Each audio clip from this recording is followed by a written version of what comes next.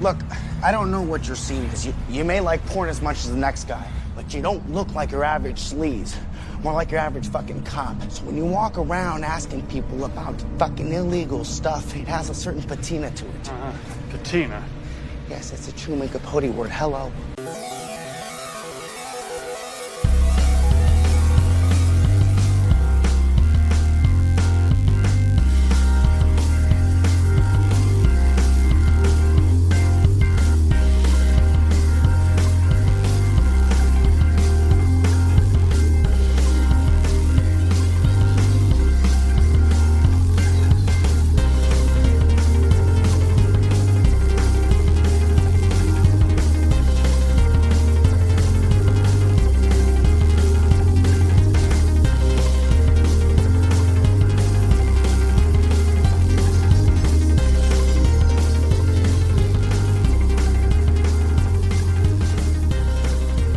Welcome back to Schlock Awe. As always, I'm Lindsay.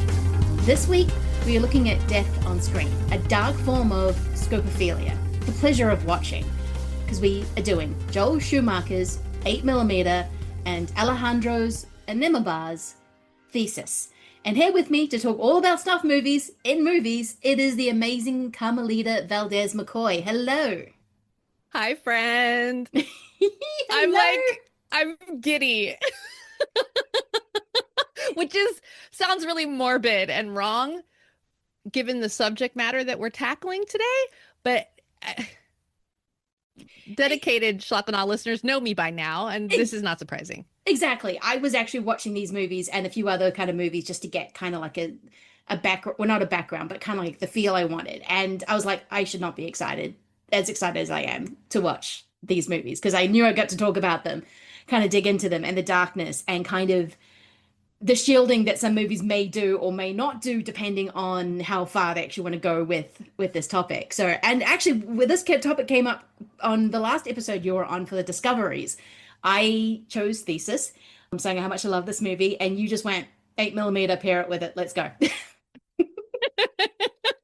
And I'm so excited that you were like on board for that idea. And we scheduled it, and here we are. And I've been counting down the days. I'm so excited. No, this was a really fun double, just in the approaches, I guess, because this is a filmmaking double. This is how you make a movie, just a very dark set in the movie. Yes. Well, and this is interesting, too, because it's the 90s, right? And yes, we're on the cusp of a major shift in technology availability, wider availability of the internet, because there is internet access at this time in the 90s, but not every household had it, and it was still very basic for most people. Yeah, especially Thesis really gets into that. I mean, they get into how digital works, which is like getting into the nitty gritty of it all. Yeah, as we'll get into, 8mm could have been set in the 70s as much as the 90s, but I think there's a kind of a form of this thing could become more open. If things are more available, what do you do? And so we might as well just jump in, because there is a lot to talk about with these. There is. With these movies. So the curtains are opening. Carmelita, what is going to be your first trailer for 8mm? Okay, this is fun. This was a first watch for me in just recent days in preparation for this, and I fell in love with this. Hollywood 90028 from 1973. Ooh. This is the timely suspense story of the year, filmed in the most sex-oriented locale in the world, Hollywood 90028. This is the story of the thousands of pretty young girls who come to Hollywood to find stardom and find instead they have to survive any way they can. Hollywood 90028 is the address where you'll find countless girls doing things they never thought they would do and meeting people they never dreamed of meeting, not even in their wildest nightmares. Hollywood 90028, the sex and sun capital of the world, becomes the setting for one of the most bizarre stories in years, when a man who cannot control his strange desires goes hunting in Hollywood for ways to satisfy them. All Hollywood becomes his hunting ground as he stalks his pretty young prey. Now, this is directed by Christina Hornisher. There's music by Basil Polidorus, which I think is amazing. Yeah. But this is a cool movie because it gets marketed like an exploitation film. The title sounds very exploitation, yes. And like the poster looks it, and kind of the general look of the film leans exploitation, but this is actually very moody and introspective. The premise of Hollywood 90028 is that a cameraman who aspires to be a successful filmmaker, to make serious movies in Hollywood. So it's set in LA, and it's very like you see all of the kind of streets of LA. It's sun-drenched, and you're close enough to the beach, and there is at one point they go out in the water, but just the kind of the streets of LA in the 70s. Yeah. He can't get work doing serious films, so he starts making porno loops. And his frustrations with his work, his frustrations of being alone and finding it difficult to connect with people, he starts murdering women. Ah, okay. So he's working as a cameraman, shooting nudie, cutie type stuff and some pornography, and then strangling women. Okay, yeah. And I love the way it looks. I love the music. It's great, but it is just very introspective and they kind of delve into the loneliness of this man living in the big city, how hard it is to make ends meet, to be successful, to realize your dream.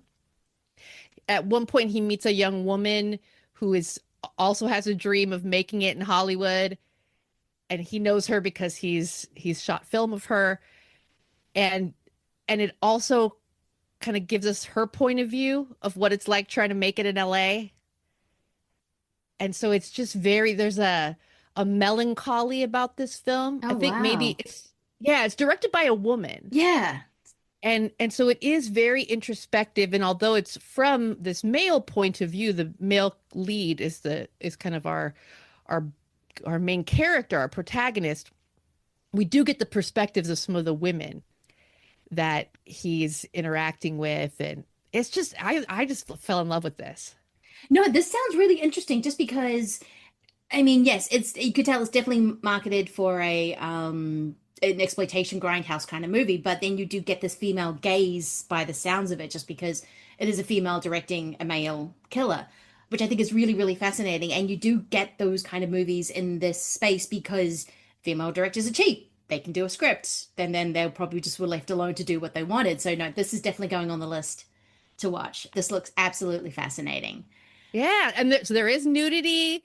There's a little bondage. There's kind of that the seedier side of the business, right? And so that's what I thought would make it pair well with 8mm in terms of kind of the settings and some of those topics, but then also the somberness and kind of the loneliness of the movie, which I think matches the tone of 8mm as well. No, I absolutely agree. Yeah, the first show I'm going to choose kind of does that. Probably not as effectively as Hollywood Postcode.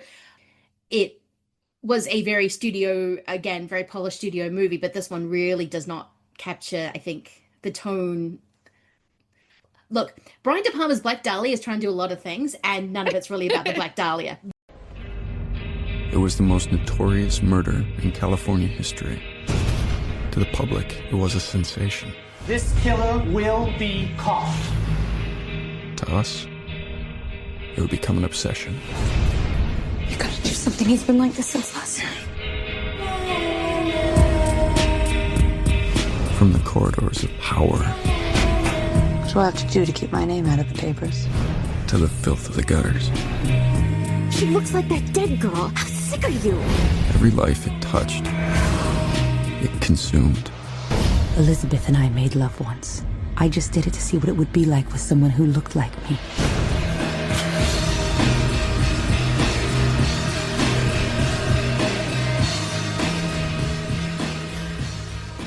I'm scared. But it does capture, or tries to capture, the time and place in LA. This is definitely the 1940s when the whole city was absolutely the most corrupt place. And I think it's very hard to capture LA in this time period. I mean, LA Confidential does it. Chinatown does it, but this kind of just everything is so corrupt that someone like Elizabeth Short, who unfortunately is the Black Dahlia, the murder victim, comes into town and is just swallowed up instantly. The movie doesn't really, it's about 16 other things that, and it's kind of interested in Elizabeth Short, but it is very much that kind of feeling of this place is corrupt. There's this insidious kind of factory that goes on in this place, and this is what it is. But it kind of does fit the tone, even if I think 8mm is a much more successful movie at doing what the Black Dahlia is trying to do. You know, I've never seen it. I need to get to it because I am curious and I'm familiar with the Black Dahlia case. Yeah. And I think that might be part of why I haven't made more of an effort because I'm scared. No, I only watched the first time yesterday. Disappointed. No, you will be. Like, I was kind of, okay. I mean, there's definitely some Brian De Palma isms because he's my boy. And I was just like, okay, there he is. But in terms, if you're looking for something that is actually about the Black Dahlia, which actually is really hard to find when you're aware of the case, like every piece of media is about who killed her, something else. I'm like, no, who was this? She was only like 23 or something, or like 24 when she was murdered. So who was this woman? You know, what is her story? And everyone seems to want to kind of avoid that, which when we get into 8mm, it is absolutely about Marianne's story and how she got to that room. But yeah, that is my trailer. Not if you're wanting to actually don't watch it if you want to know watch something about the Black Dahlia, because this movie goes out of its way to go, we're gonna do just something else. Yeah, well, and I mean, that's not a bad thing necessarily, but it's good to know that going in. I think it's hilarious because I almost went with a Brian De Palma trailer, something else. That would have been kind of funny if we both had Brian De Palma for this, but no, well, especially in Thesis, I think, well, because it's such a Hitchcockian movie, Brian De Palma absolutely comes up in it. Oh, for sure. What is going to be your second trailer for 8mm? So I didn't do this on purpose. This is another movie from 1973. Oh, perfect. But as I was thinking about this, because I didn't do this on purpose, and then as I was typing up my notes, I was like, wait, these are both from the same year. And I'm going to spoil it for you now. My trailers for Thesis are also both from the same year, and it was not intentional. But it got me thinking that, you know, the zeitgeist, certain themes, topics, concerns get addressed in film. Something is out there that people are thinking about, ruminating on, interested in, and it winds up in films. That's how we end up with this snuff film double feature. Yes. Just a couple, you know, just a few years apart. So my second trailer is Pets from 1973. Ooh. There is an animal in every woman, wild, untamed. All right. What do I do if he tries to get away? Shoot the bastard. And as wildsome as Bonnie, sensuous, sexual. Pets, fondle them. Pets, play with them. But watch out. A woman filled with strange desires, forbidden taste, who would stop at nothing to satisfy her passions. This is directed by Raphael Nussbaum. Mm-hmm. Stars Candice Rialson. And this is an exploitation film, a sexploitation film. Candice plays a runaway. She's a teen runaway. You can tell she comes from kind of a difficult home life. She hits the road, and she's pretty brass. You know, she's brash. She's sexy. She knows how to use her sex appeal to get what she wants, but she's still a teenager and kind of naive. And all along the way, at every step in her journey, she meets people who want to exploit her, use her, fuck her.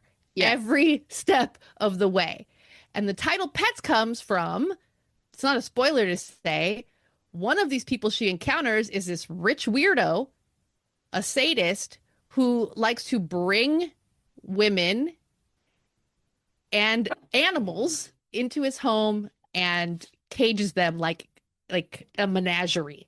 So it's just wanton sadism and sexual exploitation, and this teenage girl who thought she was on the road to freedom finds herself in a situation where she is being caged. Yes, this is a movie I know the poster from. So Yeah. I was looking at it, it's like, oh, I know this poster because it's two women in a dog collar with a chain. This sounds, again, my poor partner's gonna come home and it's like, what the hell are you watching, Pets? Like, it's gonna like, goes, is it Italian? Actually, funnily, no. Which there was a spade of thing, he'd just roll his eyes and go, this is Italian, isn't it? I'm like, yes. No, this sounds absolutely fascinating. I think you're right, because I think this is the rise of Grindhouse, where they were really able to express more alternative sexuality that was very exploitative to women, but at the same time kind of showing this pseudo-masochistic world, because it was kind of easy to exploit, but at the same time was really talking about something very specific. And that is absolutely fascinating. So no, I really do want to see that. That looks amazing. Yeah, my trailer, well, it's from 1972, not 1973, and I'm going Last House on the Left. Martha, these girls want to buy some grass. 4 killers on the loose, also looking for a good time. And the road leads to nowhere. They meet in the last house on the left. What began as a birthday party ends as a nightmare. I want to give you something. I don't want that. It's worth a lot. I don't want it. See? I want to be your friend. Oh, you want to get free. I want to be your friend. Are you all right? Yeah. Hey, I'm fine. Just what did happen in the last house on the left? Probably nice. A movie that, though watching the movie, you realize what Wes Craven did work in adult film. He did work in porn, but he didn't really, because of his both filmmakers had quite a religious upbringing. So Wes Craven always said, I didn't know the limit of stopping. Like, the most famous scene is the murder of the 2 girls, which is absolutely horrific. And when you watch this movie, does not make you feel good in any way, shape, or form. Wes Craven has admitted, I didn't know what the limit was of showing. Now, this murder's fake, but I didn't kind of know the vibe. Like, he works it out later, obviously. But I thought it'd be a really interesting, because it is a rape revenge movie, and I didn't want to watch Spit in Your Grave. I just had to steel myself more for watching that movie. So, no, I went with Last House. Nice. No, that's a good choice. Yeah. And the meanness, right? It's a very mean feeling movie. That's it. I think that's what he was trying to get at. Yes, we see murder and kind of expressions of violence all the time in film, and that's kind of why you like watching horror is death portrayed on screen. There's something so mean and callous and just raw, and the fact that there's barely any energy to it makes it feel very realistic, and it's not a good feeling when you watch that scene. Yeah. Or those scenes. I agree. Yeah. So I'm gonna address the elephant in the room, because there's someone at home going, I can't believe no one picked some more recent snuff film related trailers, like a Serbian film, or there's another that I was looking at my research. It's like, I think it's also a Serbian film, but it's not titled a Serbian film. It's called The Life and Death of a Porno Gang. Oh, I read about that one, yeah, because I was looking at it, and I'm like, I was Last House is where I'm willing to go. Yes, and that's the thing, right? This fascination with the existence or possibility of snuff films, and why would someone participate in that? Why would someone purchase it and watch it? This will probably continue to be a fascination, and it gets more and more complicated in our digital age. Yes. Being able to tell what's real and what's faked. I have a personal rule that I only pick trailers for your show of films I have seen. Me too. I do that as well. I have not seen either of those films, and I'm not for or against them. I have no opinion either way. I just was like, I don't feel like watching that. No, it's same here. And I know a Serbian film, from what I've read, is kind of a satire as well of it. It's kind of a very political takedown of Yes. of what's going on in that area. But at the same time, I know what happens. Well, I've read what's happened in it. I'm just like, Yes. well, there's a kind of a thing I want in, which I have been in situations like I thought was Last House on Left. Like, I don't want that movie in my head. I have seen it. I'm like, well, okay, there is an artistry to it. But there's just, yeah, sometimes you just, like I said, I Spit in Your Grave is not as bad as I think it is, but I know what I've got in my head. And there's just some movies I just don't, I don't necessarily want to go there. Like a friend of mine offered me a spare copy she had of Martyrs, and I don't really want that in my house. Yeah, Yeah, I mean, sometimes you don't. You get to a certain age, and I am that kind of person that has a tendency that if you tell me, oh, you shouldn't do that, oh, you don't want to see that, that makes me want to. Yes. But I'm old enough and hopefully have matured enough to go, I don't have to prove anything, man. I don't feel like watching that. Yeah. I don't feel like it. I'm not for or against it. I don't really want to go there. So yeah, if anyone's at home listening and you're like, I can't believe no one talked about those films. Yes, we're aware of them. We just haven't seen them. And I didn't want to. Yeah. I mean, yeah, there's, as we'll get into, especially well, we might as well just jump into it because I think 8mm actually just goes into all of this.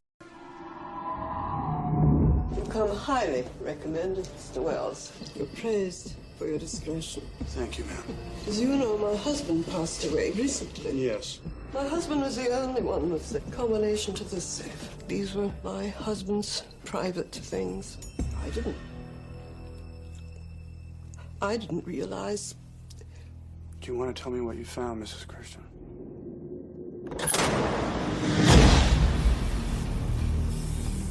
Private Detective Tom Wells is one of the only people who has seen it. It is 8mm wide. It runs at 16 frames per second. And he has been hired to discover. All I want is to know that this atrocity is false. I want the proof of it. If what's on it is real.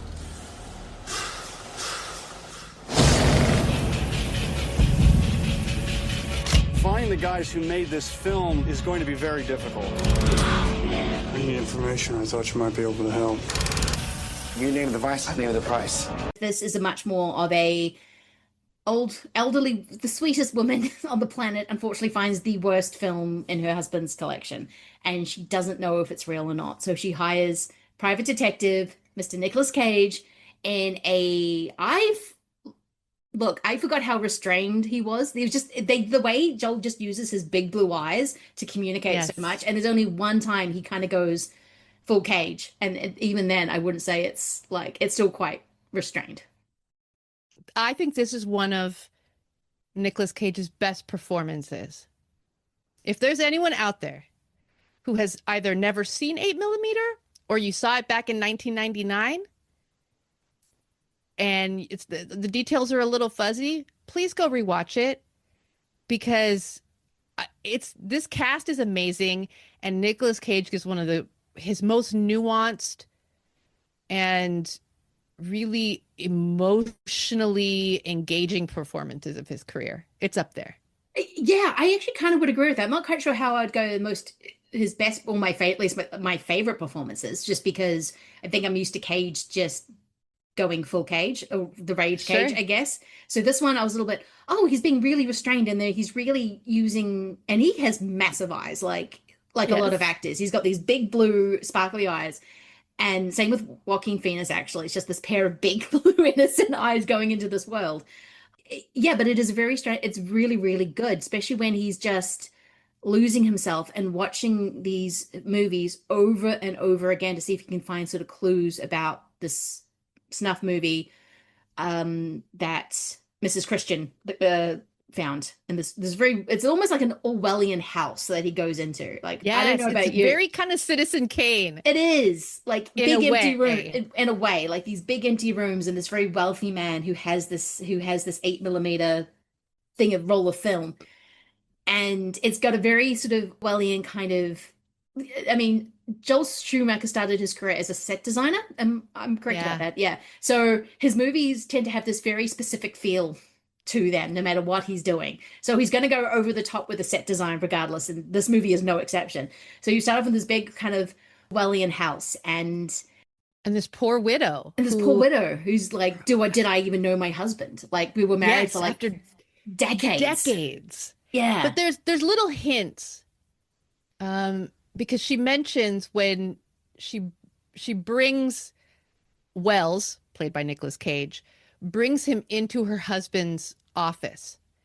And she says, "You're one of the few people that's ever been in here. This was his inner sanctum. No one was allowed in here." Yeah. So we get these little clues of a man who compartmentalized aspects of his life and kept even his wife out, and she had no idea what was in this safe in her own house because it was in her husband's office. Yes. His private things. Which is a really great way to start a neo-noir movie, like having a private detective show up. She's like, look, this is a safe I never knew about, or I never knew the contents of. I found this. Can you tell me if this is real? And it is the brutal murder of a young girl. Like, looks like the Black Dahlia. It's the way he shoots it is very kind of grainy and very bleak. And she's like the saddest girl to ever exist. Like there's this thing when she's got the tear going down her cheek. And I mean, this is probably why I didn't want to watch it. Like I had seen it, but it was like a year or two after it came out, like as soon as it hit DVD. And I don't think I saw all of it. I think I was walking in and out of the room because the idea of a snuff, as much as I love horror movies, the idea of an actual snuff movie really does freak me generally out, which is probably why there are certain like 100 Days of Sodom, or I butchered that title, or Serbian movie where I get very prickly about them. So I think, though this is Joel Schumacher, this is still a very I think it's Universal. This is a very studio-esque still kind of movie. Though when you look at the edges of the movie, I'm like, did they just sneak a picture of a woman's butthole on James Gandolfini's desk? Like that kind of thing. So there are kind of things around it that I'm like, how did they get away with that? Yeah, and it's so artfully done. This film, 8mm is not that graphic. No. Right? Compared to many other films. The subject matter, of course, is extreme, but it's not showing you a lot.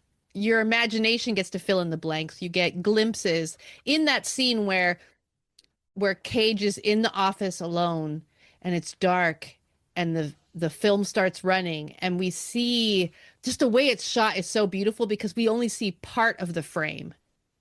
And then we see his reactions to what he's watching, and we can hear it. The sound design in this film is great. It really is. We can hear what's happening, and your stomach starts to kind of get that churny feeling because you're like, oh God, I can't see everything that's happening on the screen, but I can imagine what's happening on the screen. And you can just see how affected he is. And so it's just perfect. And there's lots of moments like this where there's an insinuation, or you see kind of something in the foreground or the background, a flash here, a flash there, a frame from a film, bits and pieces, and we hear things, and it sets us in this world, experiencing these things without having to watch a lot of graphic content throughout the film. Yes. It really does. It's all about the mood. I mean, I'm going to mention it because sorry if you are picking this for a trailer, but I don't think you are. The movie Red Room, like, does that which is a French-Canadian movie, does that. It's about this woman who is obsessed with this one guy on trial for creating these horrific snuff movies. And she desperately wants to find the films because they're obviously not being shown because they are so absolutely graphic. But I think it's kind of, but the way it's like, I want to watch, I need to experience this, I need to see, which is this whole thing. But now but in 8mm, you have a guy who doesn't really want to see, but now because he's taken this job, which is paying a lot of money, he now has to essentially see. Yes. He does not, you think, he's going to be okay after this because Catherine Keener is his wife and he's going to have in staying with him, even though she threatens for about the last half of the movie. We'll have to talk about her character. Oh boy. I love Catherine Keener, by the way, but she did the best with what she was given. But I think that it's interesting to have a guy who, because most of these movies are about I want to see, I really want to, like was again with Thesis. That movie is about I want to watch, I want to see, I want to experience. This is a guy who's like, I don't really enjoy this, but I have to because I'm being paid very well to do this, which is kind of at the heart of the movie a little bit. Well, and this film is very psychological. Yes. And I think anyone going into this, especially, Nicolas Cage coming off a run of action films. Yeah. If you went into 8mm in 1999 thinking you were going to get like an action thriller, that's not what this is. No, this is the movie he should have made after leaving Las Vegas. This is not The Rock. Correct. This is more in line tonally with that. This is very much a psychological drama thriller. And I think the psychology of the Wells character, and there's little hints, right, that his background, he studied at Penn State, one of these prestigious universities in the United States, but he comes from a mill family. His father was working class. He got a scholarship to go to university. So right off the bat, he is different from this widow who's hiring him. He is not from the moneyed class. And as he starts to investigate, and the only lead he has to go on is the girl in the film, if he can identify her, maybe he can kind of trace her steps, figure out what happened to her and if the film is real. And as he learns more about her life, sees her childhood home, speaks with her mother, also working class, and now a single mother, the more he learns about this girl, I think he identifies with her. I think when he goes and sees the database of all the missing children and teenagers, I get the sense that this is a man who is very empathetic. And even though his work involves seeing people at kind of their worst as a PI, right? People, you get hired to find out if people are lying, cheating, stealing. Like, you get hired to dig up dirt on people. So you see people not at their best. But I think in this case, I think part of the hook is that he feels for this girl. He sees like the full, a more kind of expansive picture of how big this problem is.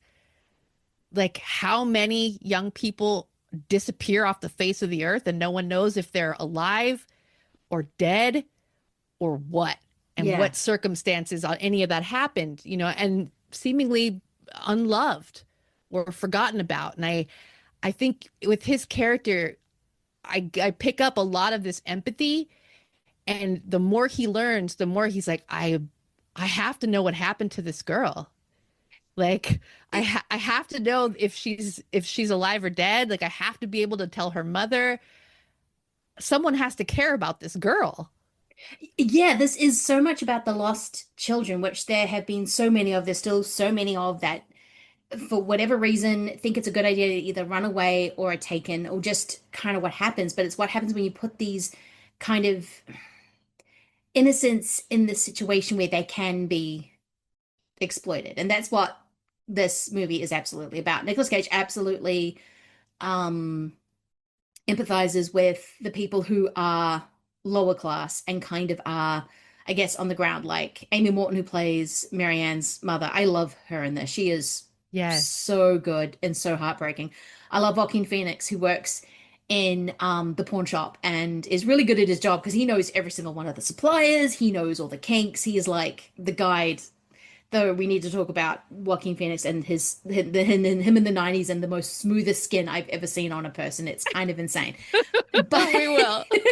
But it's this kind of thing where you can, it's very much, it's as much as it is psychological, it is also very much about class. And you're seeing these kind of three layers of it: the incredibly wealthy, and then the people who leech off the wealthy and will do whatever they say. And then you actually get the working class who are just trying to get through the day and are constantly thinking about putting money away for the future, or what can I do now kind of thing. To better my circumstances. To better my circumstances. And when you're in LA, you are never, the way the movie portrays it is you're never going to make it. You're never going to better your circumstances. You are just kind of in this place where it is made to exploit you, which is kind of like what you're saying with pets. Well, and you know, statistically speaking, it's the place where dreams go to die. Exactly. Really, because how many people will reach the level of success that they had in their head going out there? Exactly. I mean, you can find work and you'll probably have to supplement your income. And I know people who work as producers or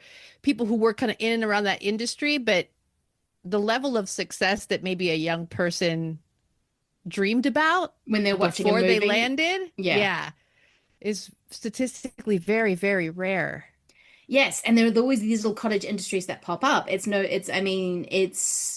course, porn kind of really started growing out of LA in the 60s and 70s with the porn loops, because then it was still illegal, so you kind of had to do it all very secretively, and that's where a lot of bad things happen, because a lot of people come in and exploit you because you can't go for help. Regulation is important is what I'm saying, but and I think that's kind of what it's sort of saying, and it kind of adds New York to that as well. I mean, New York is probably is definitely a place where dreams go to die. Like, it's really hard to make it in those places. So I think Nicolas Cage coming from, I think it's Philadelphia he's in at the beginning, or is it? They mentioned some different locations in the state of Pennsylvania. So if it's not Philadelphia, it's in and around that area, I think. Yeah, so it's kind of that working class neighborhood, Philadelphia, even though it is very known for like these very high society rich people and this very specific and very working class neighborhoods. So I think it's everything about it is saying very specifically about each character, which is different from Michael Andrew Walker. I'm hopefully not mixing those names up. Who of course is most known for writing Seven, which is this very, again, bleak, people living in sin, people getting caught up in things, but it's very homogenous. Like, David Fincher went out of his way to go, we don't know where this place is. We don't know what this rainy city is. There's no empathy. I think the one character who has empathy is just kind of disillusioned by the end. And then Gwyneth Paltrow's head is in a box, and it's kind of... I know that Walker sort of said this was not the movie I had in my head when I sold it. And I'm like, no studio was going to make your version of 8mm. I'm sorry, that was just never going to happen. There's just too many probably things he wanted to put it there. So Joel Schumacher came in, and what he was good at was kind of making it more smooth is not the right word, more palatable for a mainstream audience. Which, this movie did kind of well. So it wasn't like it wasn't like Peeping Tom, where they put it out there and everyone just went, oh my God, what is this? No, I'm sorry. This makes me feel gross. I think the great tragedy for 8mm is that it comes out in 99. It gets lost in the conversation about all the amazing films that came out in 99. I think this film gets kind of forgotten about. It does. If it came out 98 or 2000, I think we would remember it more, but because it came out the same year as The Matrix, I think, and a host of other movies, I think it gets a little bit, oh yeah, that movie came out. Like, okay, actually, you know what? It's really solid. Like, it's, yeah. I think too, again, because this is very psychological and more somber. Yeah. You know, there are a lot of films that came out in 99 that are dealing with some heavy stuff, but there's more of an action orientation to it, or there's more humor, even if it's dark humor. Yes. That feels more fun to people. and this film might be difficult for some folks because, I mean, this is sad, man. This is really sad. Like, this is just a sad movie. Nicolas Cage had two movies in 1999. It was 8mm and Bringing Out the Dead. Neither of these movies, and I think neither of those movies were reading what people wanted from a movie from that year, which was like, yes, there are some so many good movies came out, and they're all like in different shades of, they kind of like got an energy to them that's kind of hopeful. Even something like Fight Club, which is absolutely nihilistic. Even though those buildings are coming down, there's a hope of the revolution at the end of the century. So I think 8mm is just sad, even at the end when Nicolas Cage does kill the bad guys. But in spectacular fashion. Oh my God. We'll get to it. And the order it goes in astounded me. I'm like, oh, we're killing Peter Stormare already. Wait, he's the first one? Oh, okay. The last act of this thing is amazing. I mean, Oh, all the way through, it's like we're following this investigation, and as he gets deeper and deeper into it. And I think one of the things I love about this too is, you know, in some detective stories, the detective is bumbling and not very good, he's or a bit too smart. good. Yeah. I like the Wells character as how he's portrayed as a detective because he is competent. He also shows that a lot of this is just kind of drudgery, right? A lot of kind of walking around and trying to ask questions and going and looking at these databases. And so there's that element of someone who's good at their job, but not too good. Like you see when he has little setbacks, and you see kind of the way he kind of tries to navigate situations where he's not getting the answers that he needs, and okay, pivot, try a different approach, try a different person. And his, you know, his stick-to-itiveness, his doggedness in the search for the identity of this girl, and then her ultimate fate. Yeah, it's kind of like I love, like back in the day in the 90s, and a good 90s thriller always had someone going through microfiche. Like that is my favorite thing in the world. Yeah. So I had him go through these kind of computer kind of thing, missing kids, and then going through the cards of even older kind of ones that hadn't even been put on the system yet, which I can't imagine how many things have been lost in that process of things just not being entered. It just terrifies me.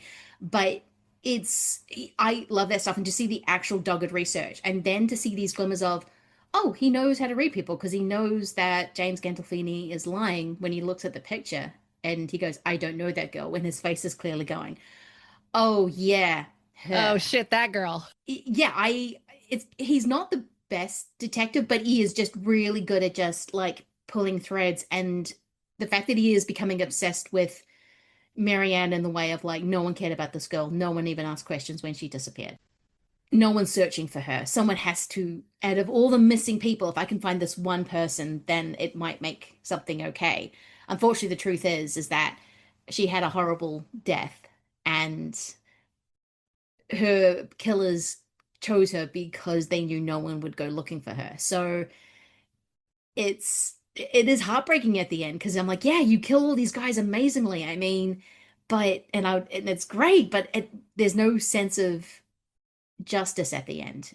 Like it is just, well, yeah, there's no bringing her back. There's no bringing her back. Yeah, exactly. Right. And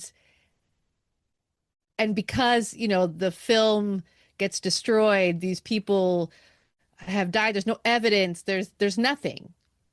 There isn't going to be any justice no for this. And this retribution that he is able to to visit upon these people doesn't really fix it either. No. Right. And I think, but this film, in a way, it's like there's that somber fact, right? That some things are lost.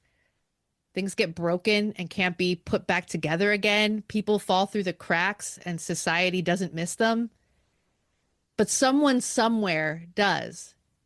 And he cared about her, and her mother cared about her. And I love there's little things in this film kind of addressing that question of, can you ever really know someone? You know, the widow didn't know her husband was into this sort of thing. Yeah.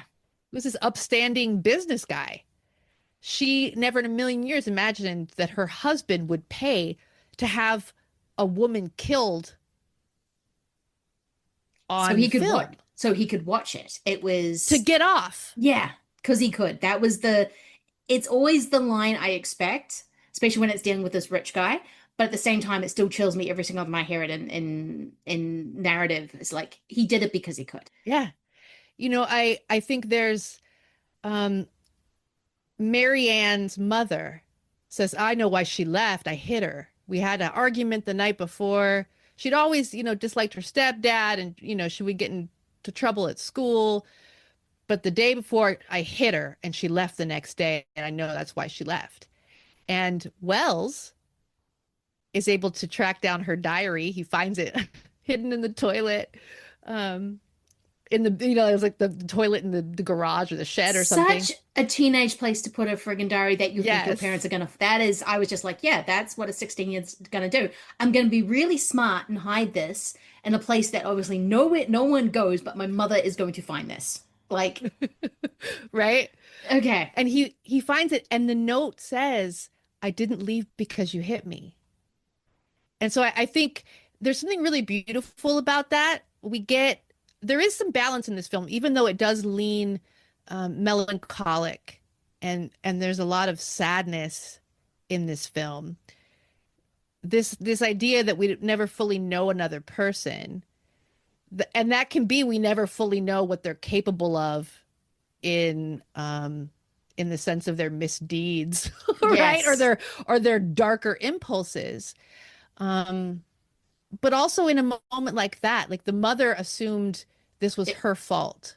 But it was something she was planning all along. Like she was going to run away with her boyfriend. Like I was thinking of putting night moves in this, but I was like, no, I'm doing like Last House on the Left, and this is already a sad movie. Let's just not put one of the saddest movies from the 70s in this, which is absolutely about the exploitation of a young girl, and they just happen to hire a 15-year-old Melanie Griffith to do that, and you're just like feeling, oh boy, that girl is a child. And everyone was talking about her like she's an adult. And I think this is kind of the same thing, even though I think Marianne is in the movie older. The character is older than is when it's happening in Night Moves, but it's still the same thing. It's because you look a certain way, I can treat you as an adult, but at the same time, no one cares. And she's still a young girl who's falling in love with a shit boyfriend who's going to dump her in 2 seconds. Played by Norman Reedus. I know! Walking Dead fans out there. It's Reedus. Yeah, young. Very young, very smooth skin. Everyone has super mopping smooth skin. up the floor in at a the jail. county lockup at the jail. And then there's so many great exchanges. One of the things I love about 8mm, because it could get boring, right? Watching a detective just kind of interview people. But all of these peripheral characters that he interacts with to get little bits of information, to find out more, and the things that lead him down this path are all really interesting. And so you get these little interesting conversations, and the exchanges between Nicolas Cage and Norman Reedus's character. Yeah, it was a teenage boy who Mary was involved with, but it wasn't a serious relationship from his point of view. No. He didn't want her to come out to California. He's got nothing nice to say about her, but I mean, this is a young guy. Like, he probably said some things to keep from her a happy, small town, which happens all the time. Absolutely. It's not nice. No, it's very wrong. But like, how many albums have been written by women who real? Yeah, who told them things that they promised and then just completely reneged on multiple albums. No, but my actually one complaint with one of my small things I have with this movie, apart from what they made Catherine Keener do in this movie, is the fact that this movie is a bit too well cast. Like, as soon as I see hang on, not Anthony Herald, Dr. Chalice, I think it is Anthony Herald, Anthony Held. Dr. Chalice from Silence of the Lambs. As soon as he shows up at the beginning, I'm like, you're going to come back and you're going to be one of the bad guys. Oh, for sure. Come back. And then as soon as, Gandolfini showed up, I'm like, well, in the 90s, he always played a henchman. He's a henchman. Okay. And then, of course, Peter Stormare plays the Jim Jarmusch of pornography.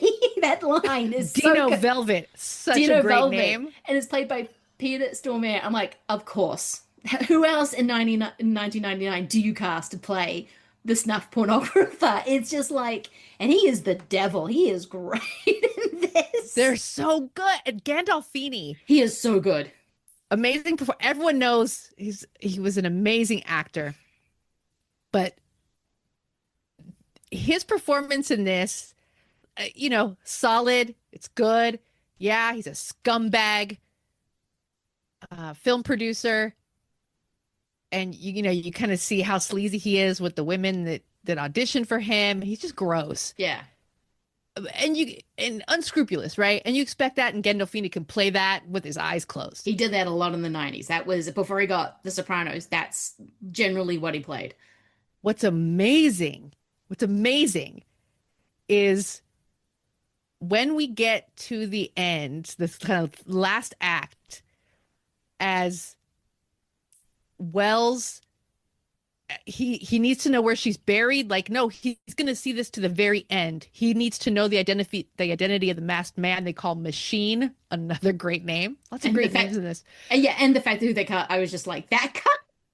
Yeah. Oh, it's amazing. Didn't help he had his glasses on him, even though he's fallen down, and he just puts on the glasses. I'm going, Chris Bauer as the okay, let's go.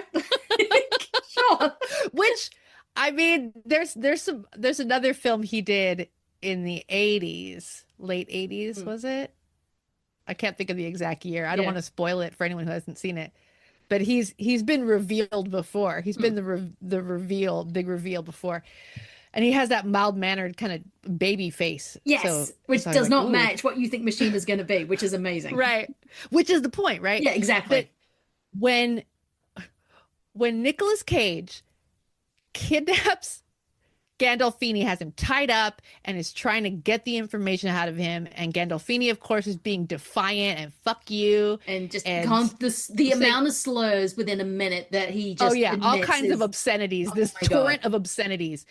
But the interplay, the interaction between the two of them, as the scene wears on, as Gandolfini, the character, starts to kind of break down and starts to give up information and starts to come clean about, like, oh, I felt sick watching that, right? Yeah. But I went along because of the money.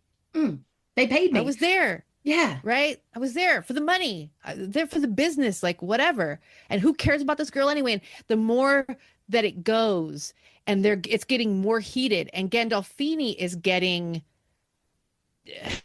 I wouldn't say contrite, but you can tell that he's grappling with a kind of a conflicted. Oh, you see there's conflict. Yeah, you in see his the voice beginning. and his eyes. There's the moment when he's looking at the photograph. It's like, oh shit, this girl. Like, I didn't think this girl would come back. There's also a sadness that comes over his face a little bit of like, oh yeah, I did that. Like, I've been pretending that never happened. Yeah, I've been quite happily pretending. I buried it. I pretended it never happened. I've already spent the money. I'm doing what I'm doing. And the way he's actually justifying, like he keeps saying, no one cares about it. No one cares about it. Like, why do you care about it? Like, it's the only way you can justify that he took a life, that no one cared about this girl, which is not true. There was someone who was missing her. Yeah. And then Nick Cage was just like, no, I have to find her.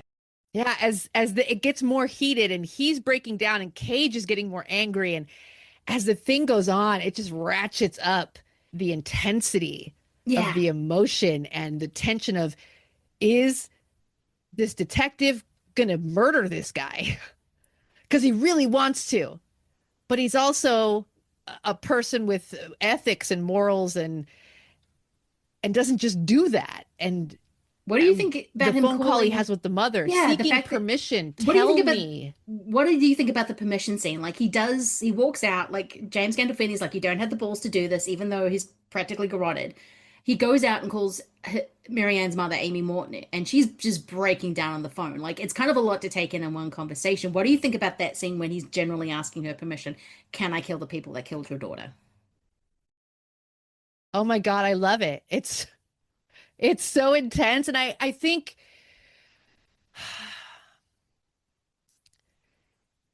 this character is a very grounded character. He's very methodical, and he is very feeling. He's a person with some depth of emotion, some sensitivity. But I think because he is also a very methodical person, a logical person, a reasonable person, he knows that killing these guys doesn't change anything, right? And he's angry and he wants to kill this guy because it's so disgusting and angry, and the loss of this girl, and why should this guy get away with it? And I think he also knows, like, what does it change? It doesn't change anything. And I think he doesn't want to do it for him. Yeah. He doesn't want to do it for him. But if the mother tells him, I loved her so much and I want these people punished, then I think he thinks he can feel like it serves some purpose, right? Like beyond just making him feel better, which I think he intellectually knows isn't in the long run going to make him feel better. Well, yeah, it's kind of like the actual snuff guys. I mean, Chris Bauer says, or Machine says, look, I just enjoy it. That's why I did it. Like, I do this because I enjoy it. There's nothing wrong with me. I'm just a psychopath. Gandolfini is absolutely about the money. Peter Stormare is, well, I think he has a lot of reasons why he did it. Like, it's... Yeah, we don't uncover much beyond just his glee. I made a movie. And when he died and he says, no, this is not how it was meant to happen. It was meant to be much more cinematic. Like someone who lives in stories, right? Yes. Yeah. There's like a disconnect. Everything is filtered through how good of a story is it? Yeah, exactly. So I think that's kind of, he doesn't explicitly say it because both Gandolfini and Machine basically say why they were involved in this.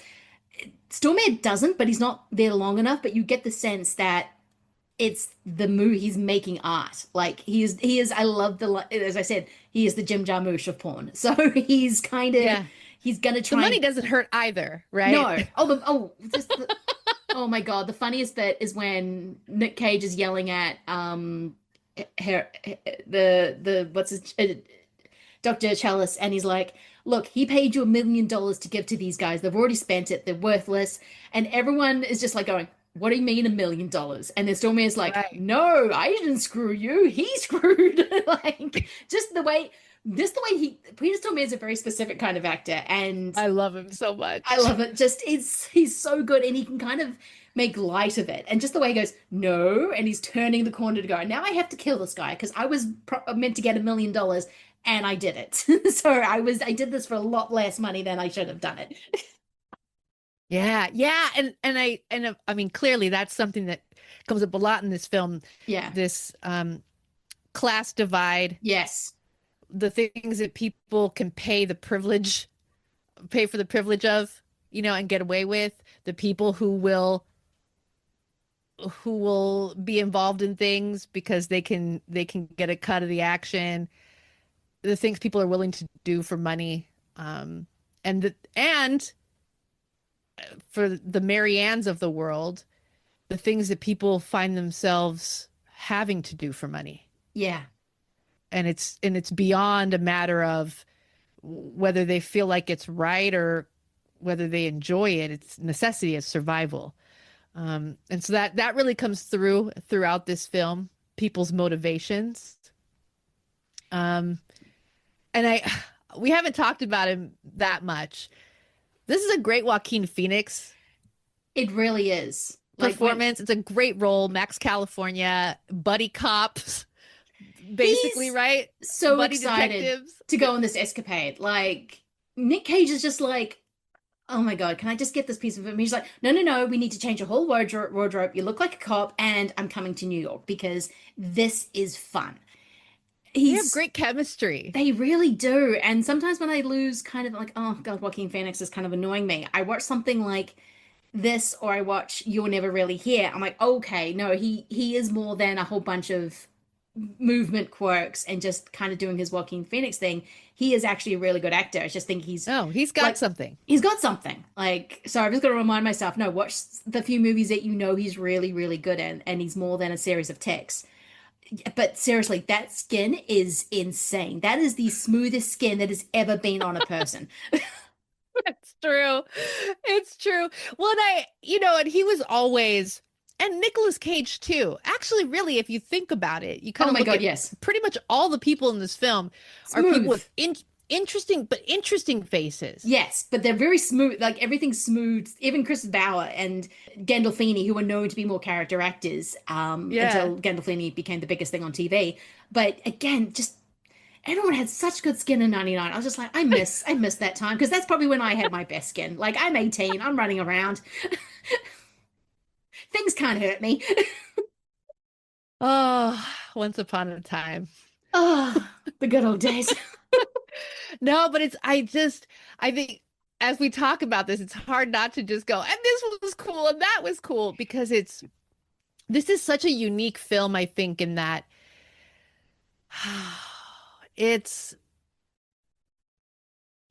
there's so many ways to look at it, because it is kind of a procedural detective story. Oh, it is. Right? And we have this element of look into the darker side of Los Angeles, and people's dreams turning into a nightmare. Like, this has been done in lots of other places in lots of other ways. Most movies about LA are about that. Something along those lines.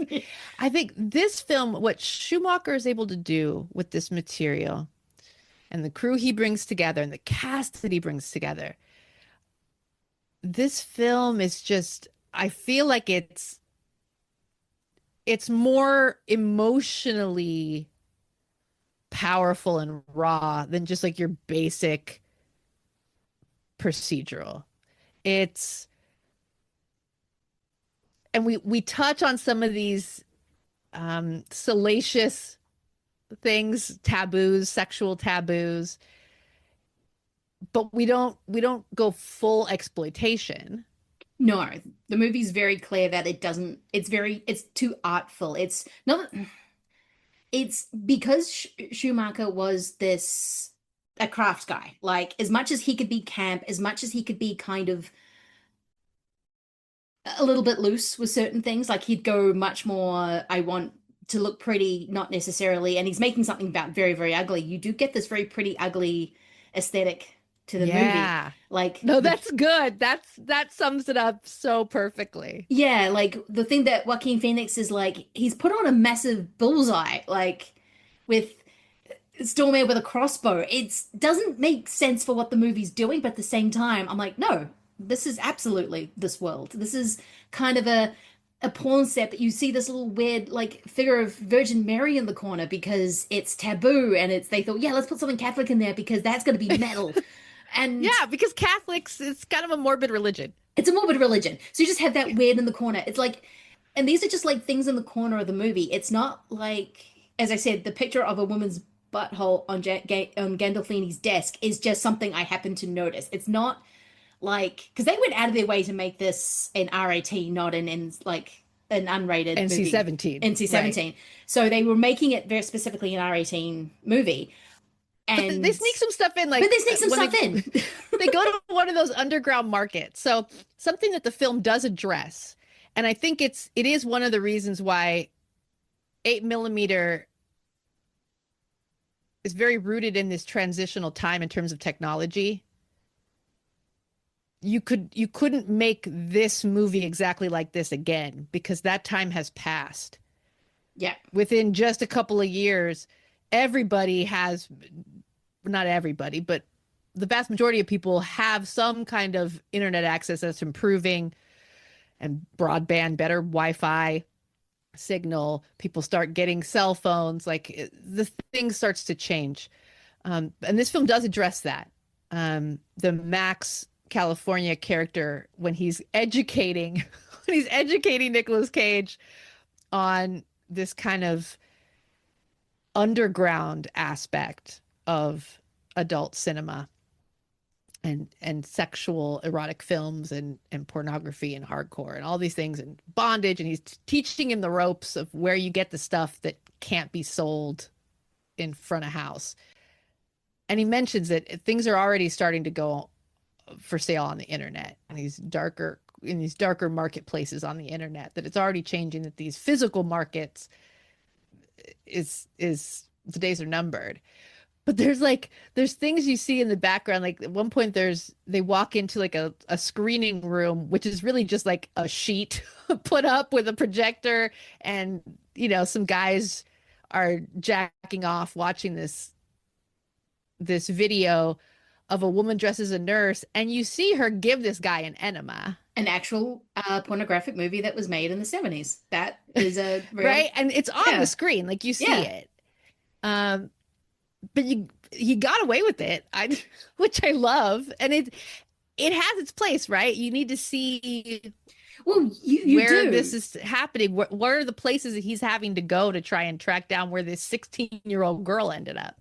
Yeah, I mean, you really have to kind of see this world, and you do have to see some pornography, and you do have to see some more unconventional pornography. He's not going into a world of just stag nights and just watching heterosexual missionary porn. Yeah, this isn't the joy of sex. No, right? No, type this videos. isn't Australia after sundown, whatever it is, the sort of the Australian version of the Mondo sex movies.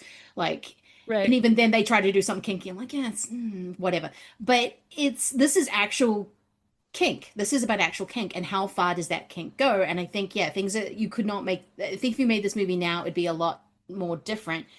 Also, I think it has to do something what I think Thesis will get into is actually figuring out what is exactly is a snuff movie. Is it news footage? Is it something else? It's not like you can look on your phone, click on a link, and you're seeing something awful, but it's awful because it happened on the, like, it's news. If that makes, that's more Thesis's territory, but there's a kind of a distinction. There has to be a distinction of what is actually a snuff movie. This is a very specific, it is made, I mean, they keep saying snuff movies don't exist. Well, I don't think there's never been a tape found of an actual, what they are talking about. Like starts off as a pornographic movie and then turns into someone getting murdered on screen. That is an urban myth. And they say that it's like, he wanted you to find one, you couldn't, so you made one, which is kind of, he put that kind of thing out there. So if there is a demand for it, then there becomes a market for it. And I think that's what the movie does as well. Yeah. Oh, I love this scene where at one of these markets, they've purchased what they've been told are snuff films. Well, kind of.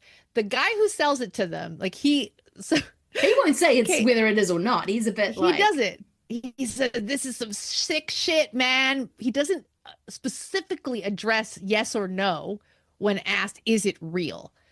So they take home this like stack of what are supposed to be snuff films, and there's graphic violence on the films, but it becomes clear after they watch a couple of tapes that no, the murder is simulated. But I love when the same actor keeps popping up, and who was being murdered, she keeps popping up. She's still alive. Yeah, she's still alive.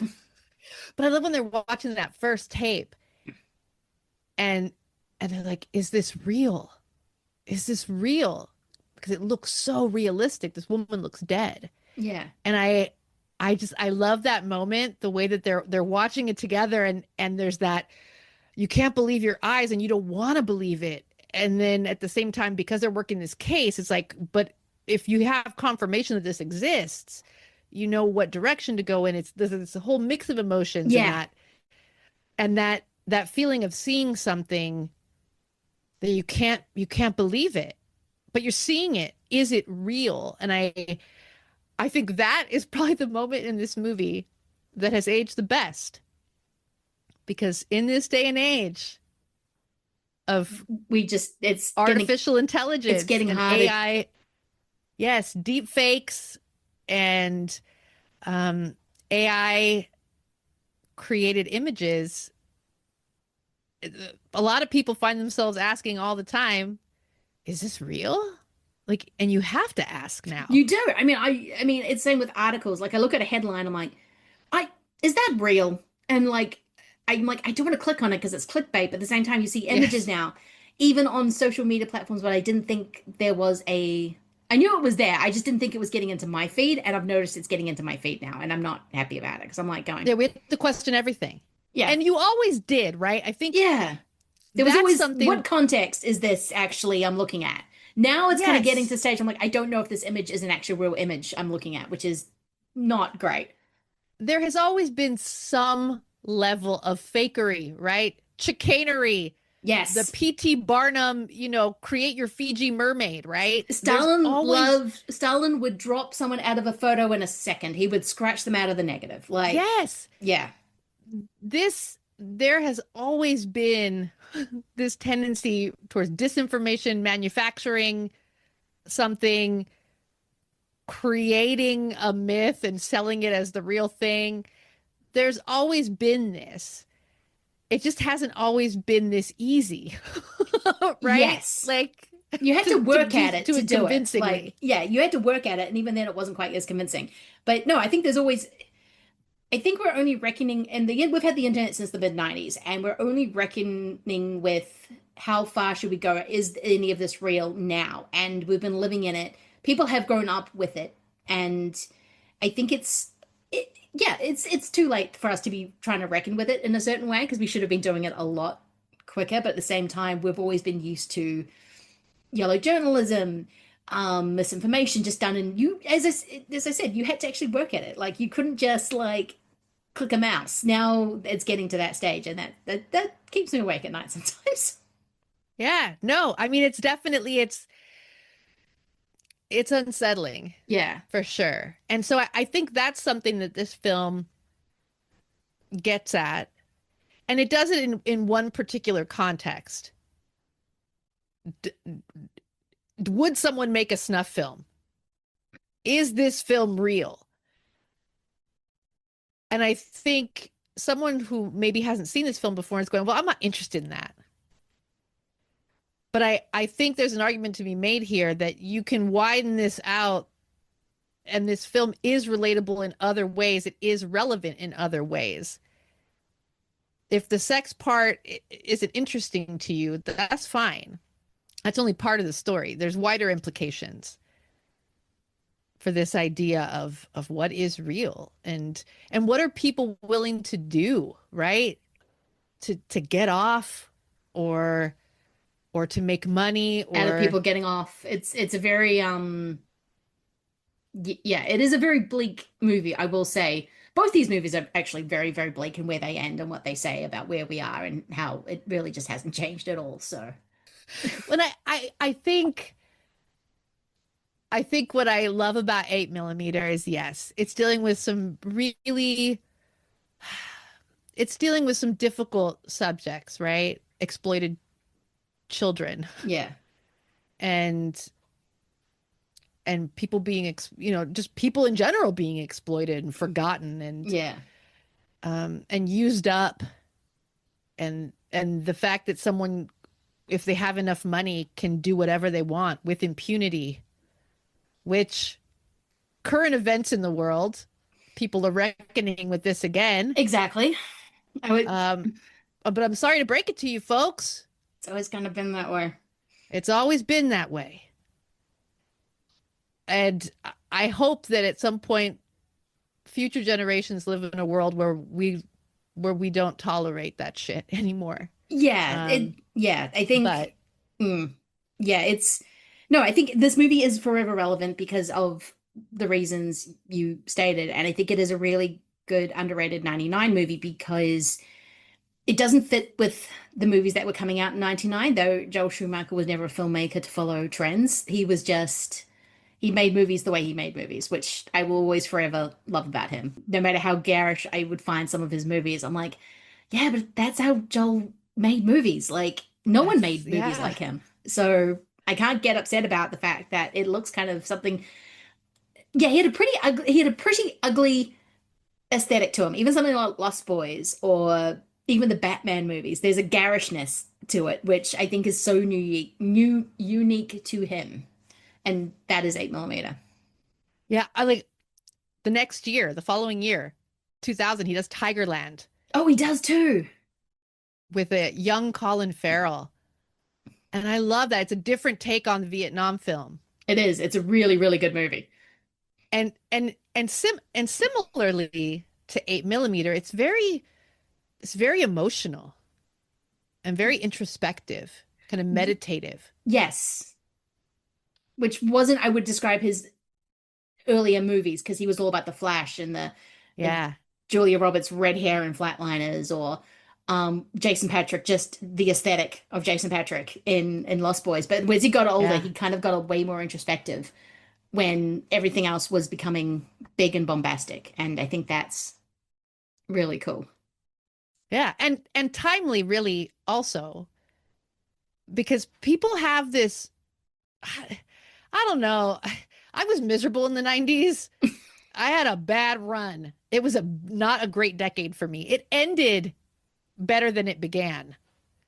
I will say that. Yeah. But there was some dark times in the 90s. Oh, I think people a lot forget of heavy shit going on. No, I think 90s was a time that celebrated death in this very strange way, and I don't think people forget it that much. I mean, I knew girls who carved curtain to their arm. Like, it was a very right. It was yeah. I mean, I remember the movies I loved. I remember the music I loved. I grew up on that. Then in the 90s, I was kind of at that age where the 90s was kind of more my decade, but it was kind of bleak. But it's kind of was weird because it celebrated its bleakness. There was, at least in the United States, this economic, the economy was good. People had it good in the 90s. And I think a film like 8mm is like, no, it didn't. Okay, for everybody, not for everybody. No, I mean, a certain section of the population had it really good in the 90s, but that wasn't. Not everybody had security. Not everybody benefited from rising fortunes or job stability or economic deregulation stability of certain things. Yeah, not everybody benefited from that. Not everybody was living in that reality. Yeah, and I think 8mm coming out in 99, if people ask why, things like Woodstock 99, people say, what were they so angry about? And it's like, yeah, people, there was a restlessness, there was an anger, there was a dissatisfaction, there was more going on. And I think 8mm kind of captures some of that same feeling. Yeah, it does. I think especially toward the end of the 90s, there was a real big restlessness of a lot of different things going on. There was like almost like a boiling point, and no one could properly articulate why they were angry. Because if you look at Woodstock 99, it looks like a whole bunch of rich kids just having a massive tantrum, but at the same time, these were 18, 20-year-olds who were still living at home because they couldn't afford to move out, and now that has just gotten worse.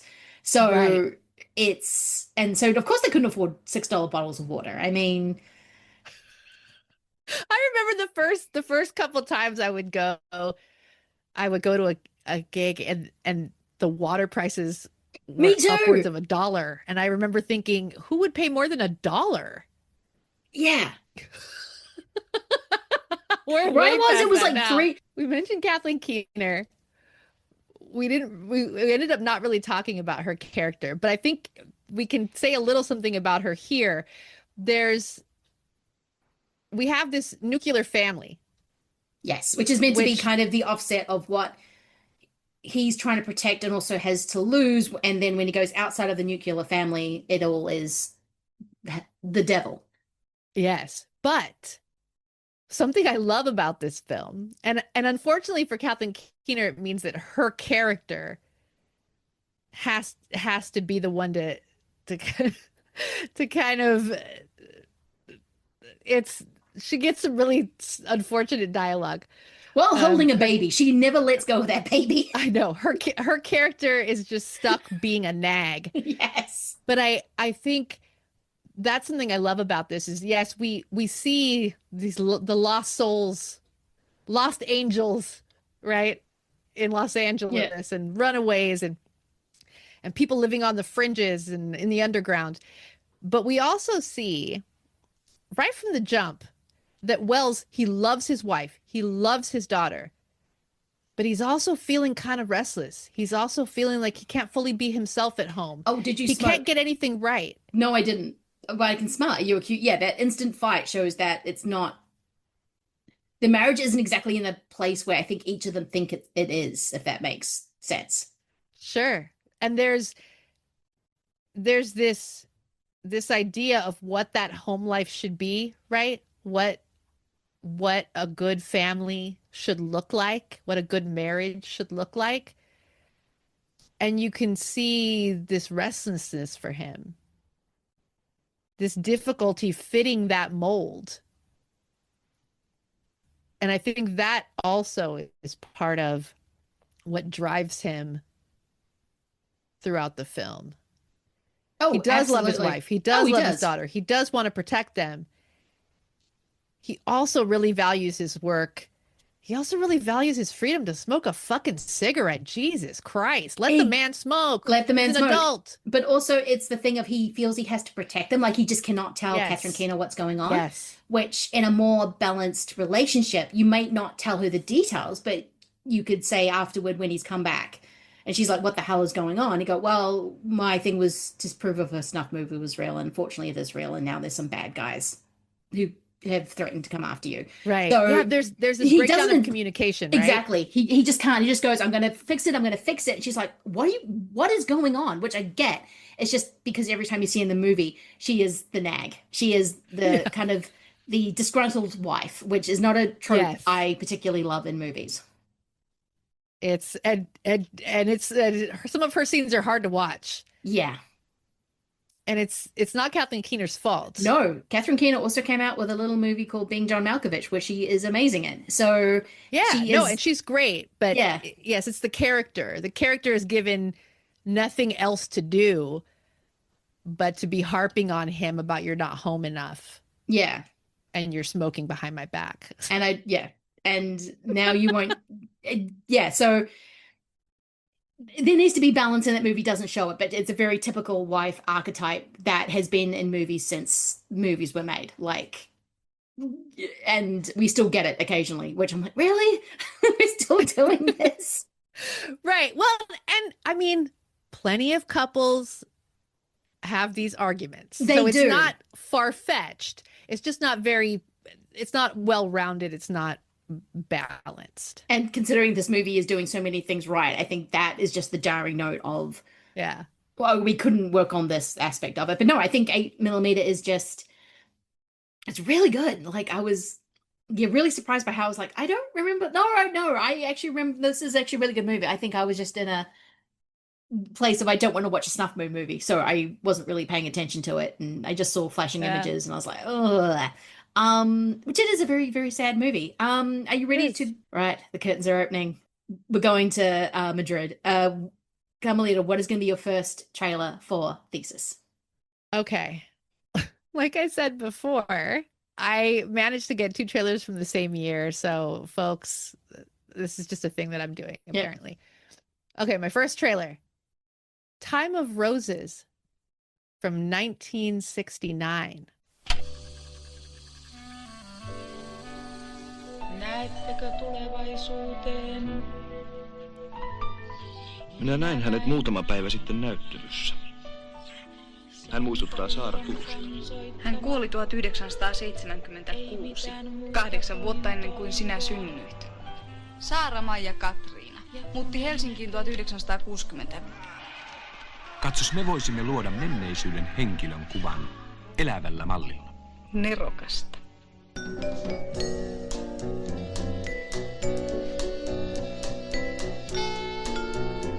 Sinustahan tulee loistava, Saara. Now, this film is from Finland. It is directed by Risto Jarva. I don't know if I'm pronouncing that correct. Written by Risto Jarva and Jaakko Pasvarata. Yep. That's as close as I'm going to get. So this is kind of a lo-fi sci-fi. It's dystopian future. Ooh.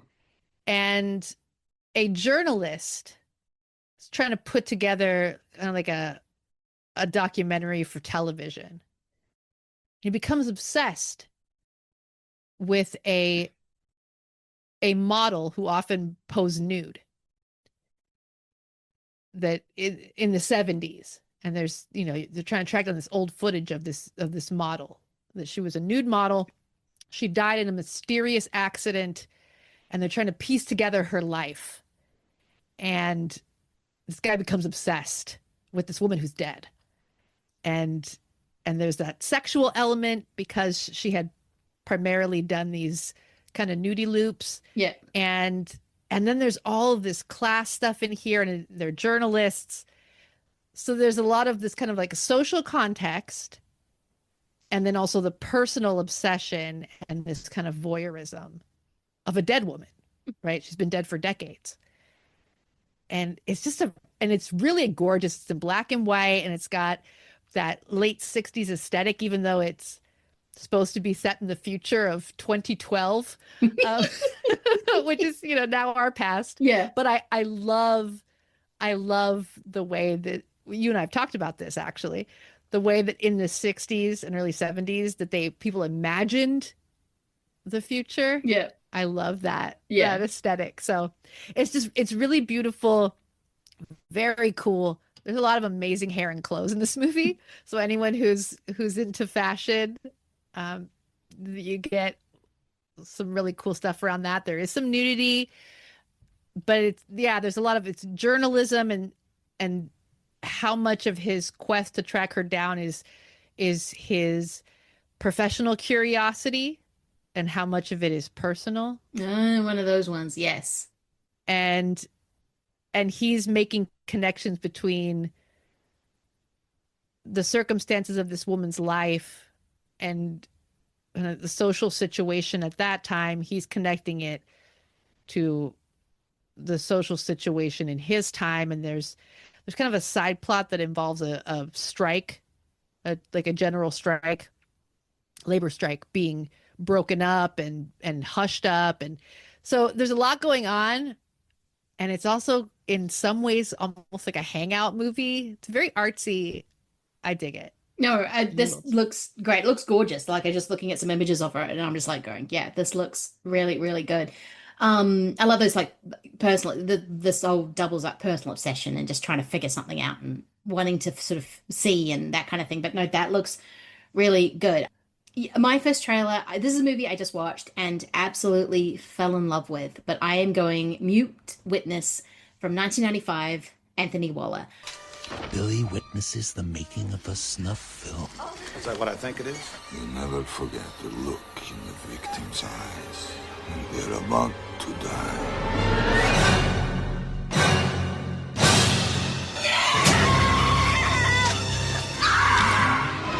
What are you doing? That's Red Square. 3 Americans in Moscow become entangled with the Russian mafia. As long as there are witnesses, there's no money.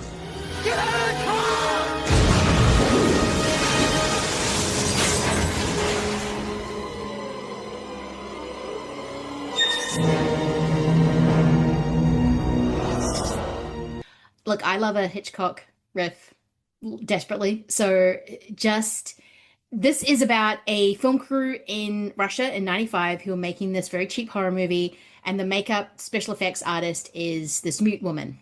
She's actually Russian. Like someone fell out and they had to get this. So it works really well. She can hear, but she just cannot make a noise. And one night going back and set to try and find a mask, she finds this Russian crew making a snuff movie. So she witnesses a murder. And I thought it was going to be just her in this kind of old, dilapidated ex-Soviet kind of warehouse trying to get away from these guys. And it's not. It's actually much more of a Hitchcockian, you don't know who to trust. You don't know if it's real or not. Again, what is real? What is not? What is makeup? It's just the way the sound effects work when she's trying to scream, but then she can't, but you hear this other sound, the close-up on the eyes. I mean, each movie about a snuff movie will have the girl directly looking at camera, like asking for help. 8mm has it. This movie has it. Thesis absolutely has it. It could, because where they filmed it, it has this ex-Soviet feel to it of Russia just coming out of the Soviet Union. It's kind of in this dead space where certain elements are coming into play, which may make it much more corrupt, like it is today. Like, so you kind of see the rise of the gangster and all that kind of thing. Yeah, and the oligarchs. The oligarchs and that kind of thing. And who are the police really working for and all that kind of thing. And this language barrier working in a couple of different ways. It's really good. No, I haven't seen this. It sounds cool. It's so good. Like, I was just like going, this is so good. Why hadn't I seen this before kind of movie? Because it is such a Hitchcockian, like it's like people watching people who watch, it's kind of that kind of feel like Hitchcock would get like so metatextual with the voyeurism that, Jimmy Stewart watching someone who's watching him back, but it's a lot of that in there. And I really, really love it. Well, it's going on my watch list right now. Yeah. Yeah. I mean, again, the 90s, like there's plenty of films that I caught in the 90s when they first came out, and there's some stuff that I just missed. It just went under the radar. Like if your video store didn't have it, I was out to lunch. Well, yes, right. You were doing other things that were more important to you at the time. That yeah. Oh man. So yeah, it always amazes me what things just completely pass me by. Me too. If I didn't get this I'm movie, now trying to catch up. Yeah, me too. And it's just purely because my little video store in New Zealand just didn't have half of these movies. So I'm just like, I just didn't have access. Too. Yes, if your video store didn't have it, you had to be really willing to go and find things. And when you're younger, you don't always really want to do that. You just want to go to your place or have the availability or the resources. Exactly. Your ass out. Sometimes you just don't see everything. Yeah, that movie, it's on Shudder now, so it's really easy to see. It's fantastic. What is going to be your second trailer for Thesis? Okay. So I can't stop talking about Pim de la Parra, director of Dutch cinema. This is Obsessions. Die meer weet dan hij vertellen wil.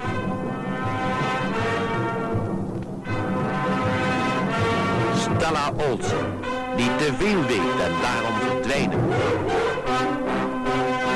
Raoul Arnold, die gevaarlijker is dan hij lijkt. Welk bizar spel wordt hier gespeeld en met wie?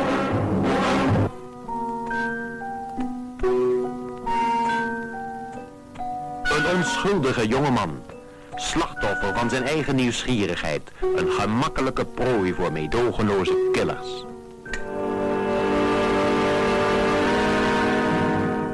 Dit verhaal zou u kunnen overkomen, vannacht nog. Also from 1969. I didn't do this on purpose, folks. I don't know what happened, but it happened. So this is a film from the Netherlands, co-production from West Germany, directed by Pim de la Parra, written by Wim Verspaten, Pim de la Parra, and Martin Scorsese. Okay. I know the poster, so I know of this movie, mainly because I probably heard somewhere that Martin Scorsese had a hand in it. So I was just like, I need to see this now. I love this movie. I love Pim de la Parra. He only made a handful of films, and he was a collaborator with Wim Verspaten. But the handful of films that he made, I've seen several now and just love them. I mean, just at first watch, amazing. Obsessions is the first one I watched from his pretty small filmography. So the premise of this is a young man, he's a medical student living in like a little like studio apartment, little kind of bed sit. There's a hole in the wall. And through this hole in the wall, he discovers he can see into the next door neighbor's apartment.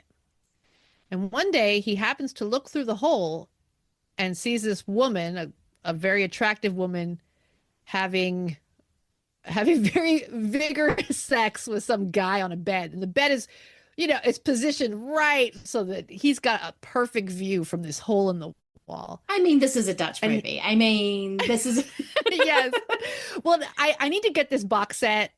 I haven't had it in my budget to do a lot of physical media lately.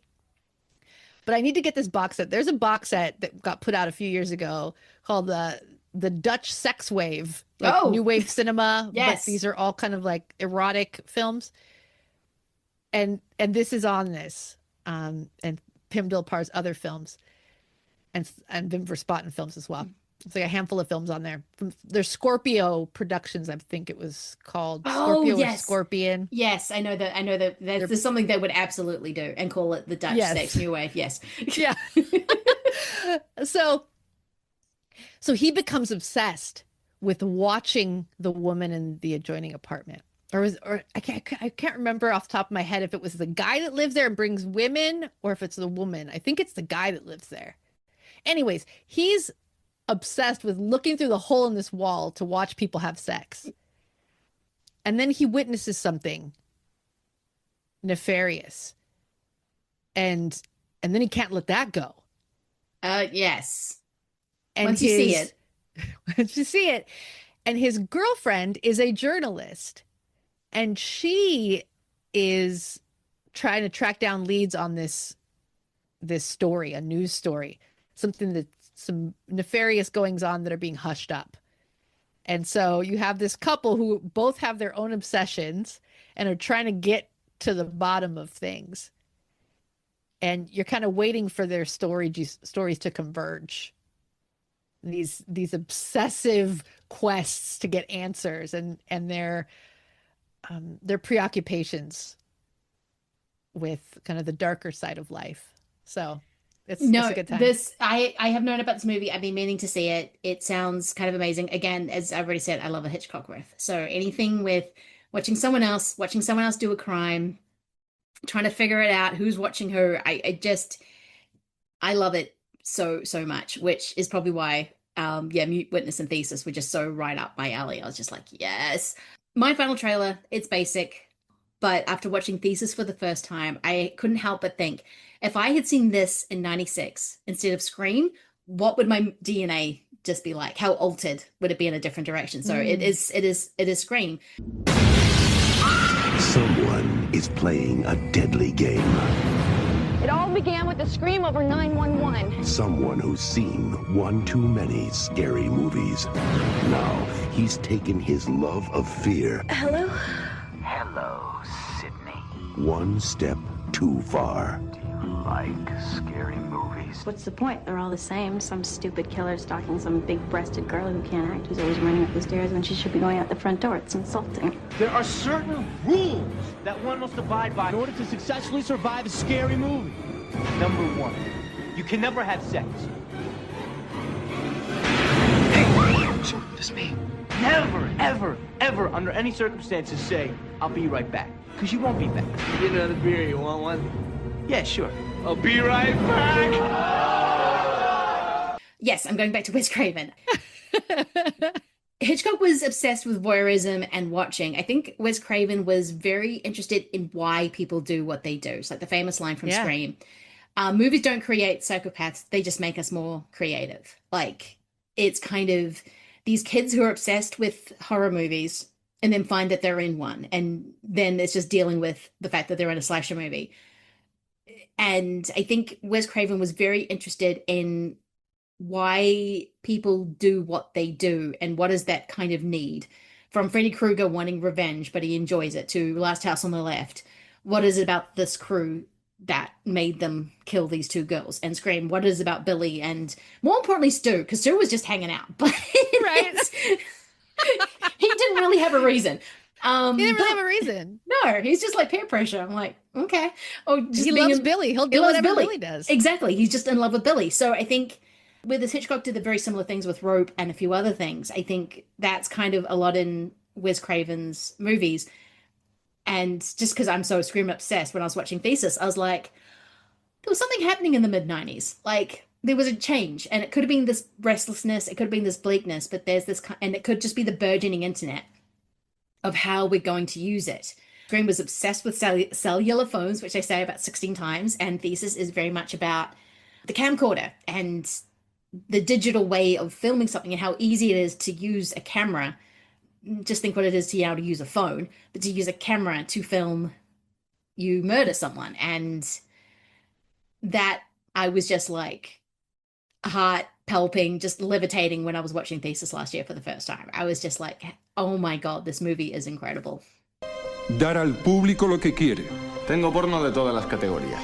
Porno light, gore, sado, oriental. Si eso es todo lo que tienes. Así que la nena quiere marcha, ¿eh?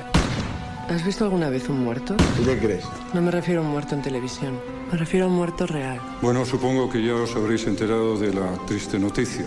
El martes murió Figueroa. Estás desvariando. No estoy desvariando. Encontraste al viejo muerto y le robaste la cinta, como si lo viera. Esta cinta es mía.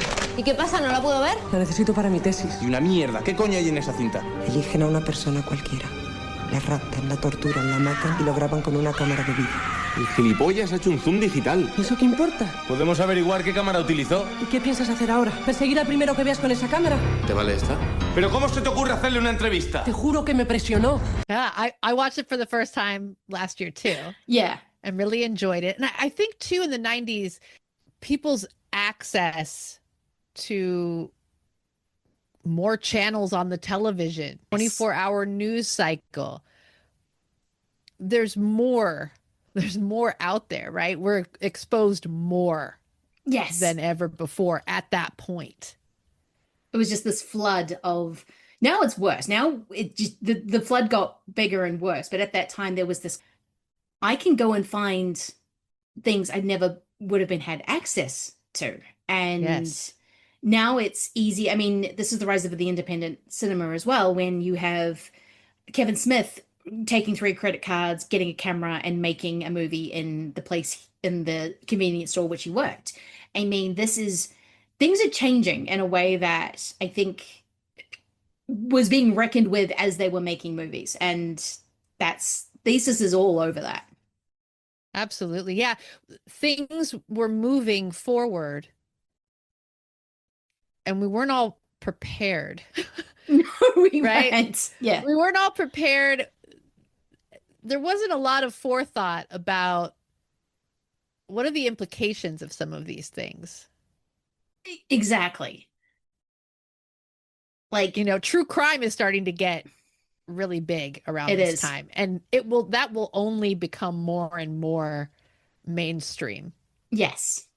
But it's starting here. It really is. I mean, because it is based, 8mm is based on a crime, but Nicolas Cage had to go into a room, have someone thread through this 8mm film so he could watch it. This was done, even though there were ways to probably film this on a camcorder, they didn't, because they knew that could be tracked. Not spoilers, not for Bosco. Bosco is not concerned at all. No,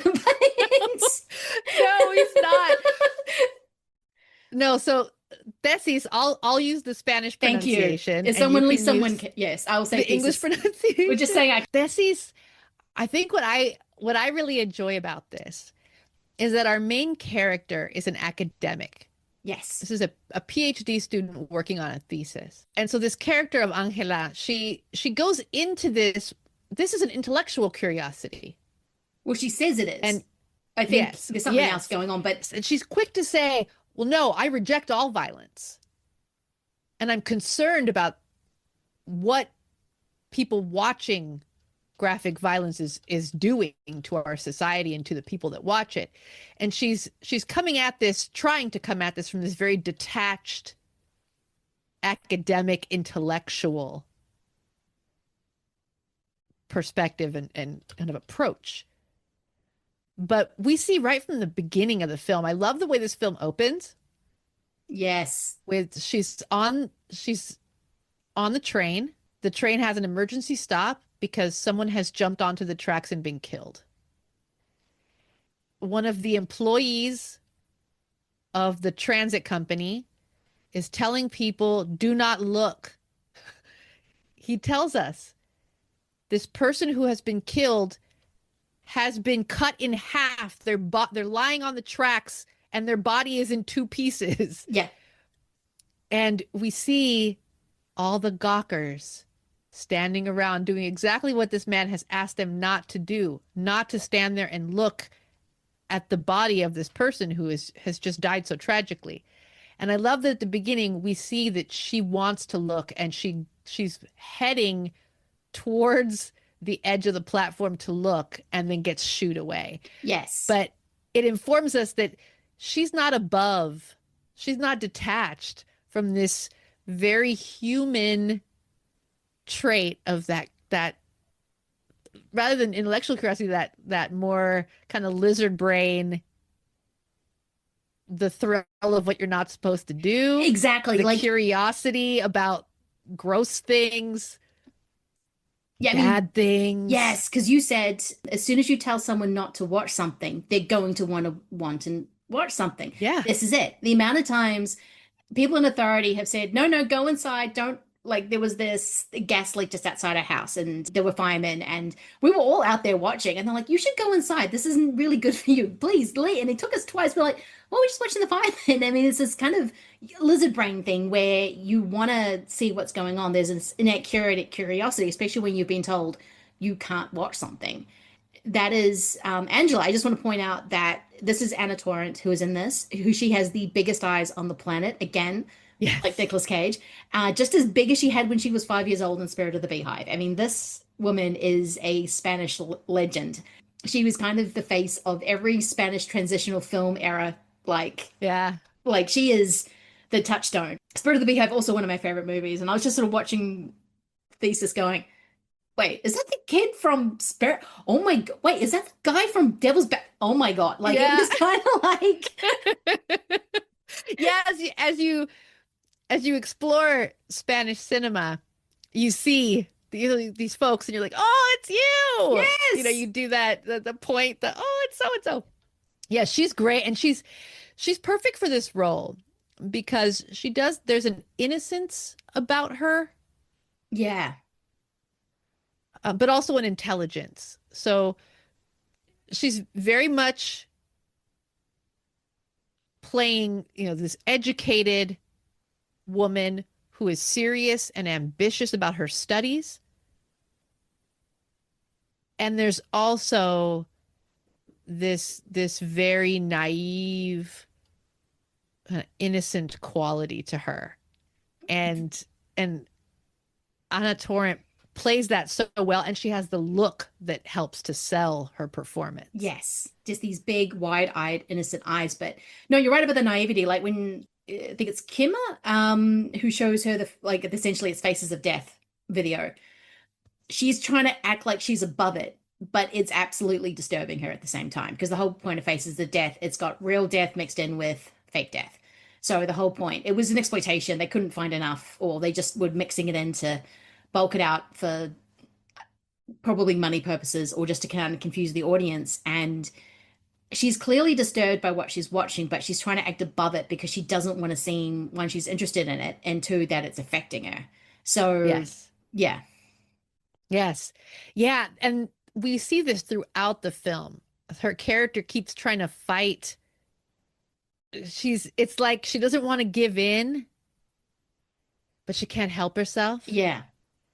And because she's, an educated, articulate person, she has all these justifications, and she's got all the, she rejects outright that she's interested in this, and it's disgusting to her. And, although it's concerned, no, it's for my thesis. And she keeps kind of reiterating these things, but people aren't buying it. No, no one's buying it. It becomes very clear, right? Yeah. It becomes very clear that, she's human too. She's not above this. No, I mean, her professor, Jose Luis Carrera, I'm butchering his name because apparently he's like the most esteemed director in Spain. I've got to track down some of his films now because I'm like, oh, says so much about the movie that he cast, that Alessandro cast him in this. But even he's like at the beginning, like, this isn't quite academic for you, is it? Like, I like the idea, but this, come on, let's be honest. She's like, nope, I don't like violence. And he kind of gives her a look and they move on. But there's this kind of thing of this gorgeous thing of like why we watch these movies to begin with. And I like movies like that. There's this essay on the 4K you can get from Umbrella for this. Nadine Whitney did write it, where she's writing, awesome. Where she's writing about kind of the male gaze of the voyeuristic film, but also how that changes when the final girl turns into the detective, and how that kind of skews or upends the male gaze. And I think Alessandro is very on purpose doing that throughout the movie. Like, it is very clearly this is a male gaze. He's watching her. Everyone's watching her, but she's the one figuring it out, even though Kimmer could have told her so much more about what was going on, but he just was like, I'm just not going to tell you anything because I don't want to get involved in this, but now I'm involved again. I got to say right now, this probably will not surprise anybody. Chema, played by Fele Martinez, is my favorite character. I love Chema. Chema is amazing. He's just like, I know that I've known this man. Like, I love horror. I love all the kind of the griminess, but if you put me in any kind of situation where there is actual blood, I'm out. Like, he is not. Well, and that's the thing, right? Chema, I think, of course, why I respond to Chema, Chema's kind of a misfit. He is. People look at him, they don't take him seriously, think he's a weirdo. They think he's a sicko. Yeah. Because he's interested in these films. But for him, it is purely like artistic entertainment. He doesn't get off on this in the way that we're going to find out another character does. Or a couple of characters do, because there's right? Yeah. Yes. He, it isn't that for him. But he does, he has this whole collection of pornography, this whole collection of extreme horror films and like gore films, and he's very upfront. And you can tell when we're first introduced to him, you can tell he's sick of people judging him about this, asking him questions, and not because of a genuine interest, but because this Gawker thing, right? Yeah. This looky-loo, oh, I want to know about that. But not out of like a genuine interest to know you, but to like, again, you're like at the freak show. Yes, you have something I need. Like, that's why I'm talking to you, even deign to talk to you. And he's very aware of that dynamic. Like, yeah. And I love that over the course of the film, he and Angela become this team, and she would not get as far as she gets. No. Without collaborating with him. And he shows himself to be, just very, like he's very reasonable. He's very logical. He's very loyal. He's very loyal. It's just a great character, and they're a great little team. And even though from the gate, you kind of get this dynamic of there's an unrequited attraction at first. You could tell Chema likes Angela, likes her. And Angela doesn't feel that way until the end. Until the end. No, I think she is asking him out on a date. It's just she had to do it in this cutesy way, and he was trying to act all. But we're gonna have to talk about that whole. I love it, but I love it so much. Hey, Grandpa, read me. Anyway, it's so great. But no, I love Chema. They're a great team. Yeah, they're a great team. He's very loyal. He will go out of his way to put himself in danger, even though he's clearly just not. Because you kind of get the sense that he was friends with Bosco and that kind of crew. And once they started going down this path, he was like, okay, I'm out. I can't do this.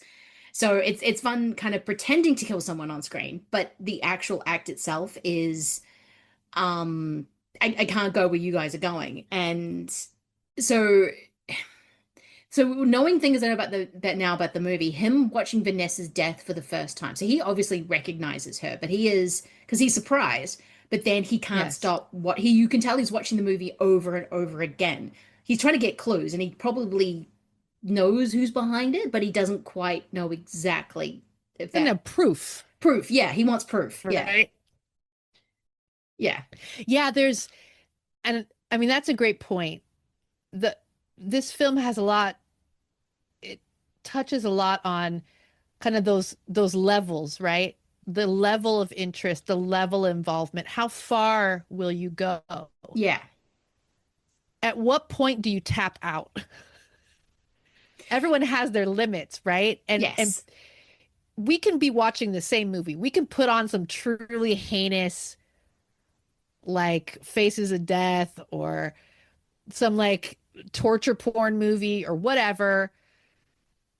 We can be watching the same movie and be watching it for very different reasons. Absolutely. And based on your temperament, your perspective, your own personal history, your interests, and your motivations, we'll get something completely different out of that experience. Yeah, exactly. And I think when they watch the video of Vanessa, you set it up with Faces of Death, where she's kind of shocked. She doesn't quite know if what's real and what's not. He's relaxed. He's showing off. It's like, oh, you think you can handle this? Okay, well, we'll see how you go. Then she brings him this other video saying, I've heard it. I know it's wrong. And he's watching it. And again, the dynamics of their relationship shift, because why they're watching this, why she is showing him this is for different reasons for why he showed her Faces of Death. It's not called Faces of Death in the movie. It's called Blood something or other, but it is essentially a Faces of Death style movie. Yeah, same type of thing. Yeah. Well, and two, we have that this film in particular was screened by her thesis advisor. Older professor. Yes. She asked him to procure from the kind of the storage, where they keep, the archives, to get her the most violent videos possible. Whatever's the most violent. And I love the professor is telling her like, oh, it's embarrassing to request that sort of material. You know, he doesn't want to request it. He doesn't want anyone to know that he's taking out these videos. It's not even for him. No, but it's still the shame of going, because remember how video stores, the porn was always in the back behind the curtain or behind the saloon doors. So it's kind of that kind of thing. And this is, you literally have to go down into a second basement in this thing to and find this guy is a professional. He's an academic. Yeah. Like this shouldn't be difficult for you, sir. But all the shame and embarrassment and the worry about being judged. And I would imagine he's thinking no one's going to believe me that this is for a student. Yeah. Everyone's going to think it's for me. But what's then, of course, he watches it. He didn't have to watch it. No, he didn't. So he do you chooses. Do you think he died of an asthma attack because of it? Or do you think, what's his name, the other teacher? Castro, yes. Do you think he's the one who may have taken him out? We just didn't see that in that he somehow got the tape. It's left ambiguous. Yes. Which is great because this is in line with the movie, right? What is real? What really happened? Exactly. We don't know. It's left ambiguous. They do establish that he's asthmatic, you know, and he's a very nervous guy. And we see that he's very nervous about, he like goes through this whole rigmarole to try and go into the storeroom where these archives are kept when no one else is there because he doesn't want to be seen. No, and he's trying to sort of go in without signing his name, and also so no one can see him get the videotape. And he says, oh, there's this guy who's there. And he's like, oh, I don't want, okay, let me just sneak in and sneak out, because he really doesn't want to be seen. And it's the embarrassment of asking for something that is so low rent in terms of film. This is not Buñuel he is asking for. This is some really proper violent images, which the fact that they're keeping those at the school is wild. I mean, I know it's probably best to hide in plain sight, but it's, oh, you just keep your snuff movies there. Excellent. Well, if all the other professors are like this guy, maybe they figured like no one's got the balls. Exactly. Like to go down there and look. Yeah, because that's kind of where they're storing them. Yeah. Right. I mean, and he kind of stumbles onto them that particular shelf by accident because he's trying to avoid being seen by the other person he hears in the stacks. Yes. But he chooses to screen the film. He didn't need to screen the film. Nope. But he can't help it, right? Oh, you have to see. You have to see. Every step of the way in this movie, you have to see. We, as the viewer, we're right there. Yeah, we're also seeing, which is a very Hitchcockian thing. I mean, it is us watching someone else watch someone else, which when you read about Hitchcock, he was obsessed with how far he could push it.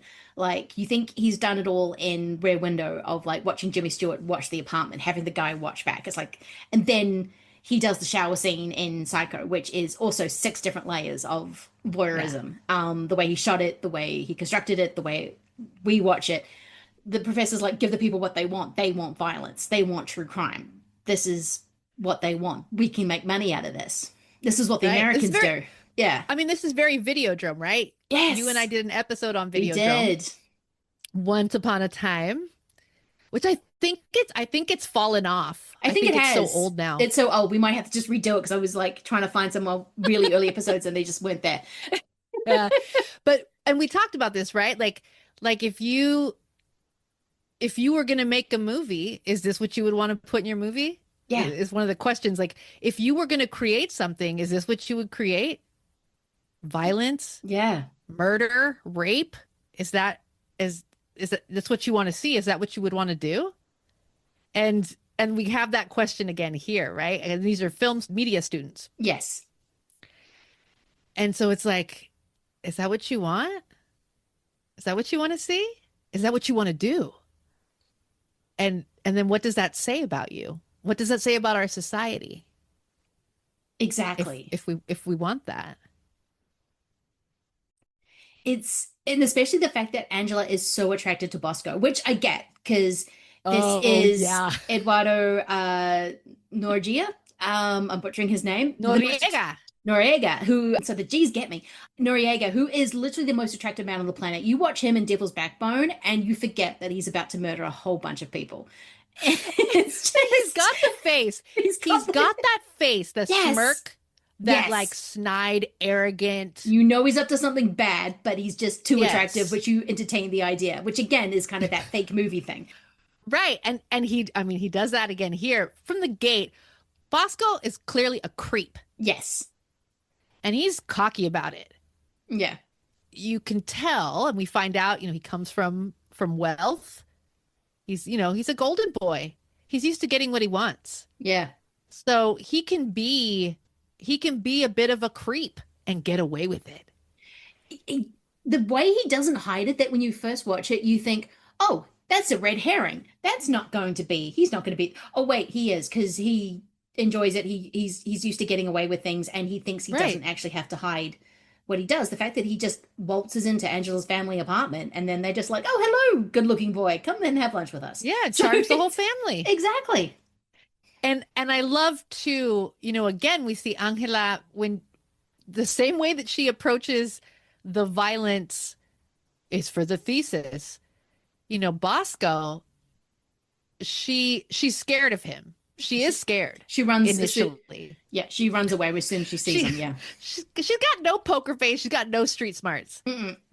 She looks like a deer caught in headlights, and then she runs. She's like a gazelle in the Serengeti or something.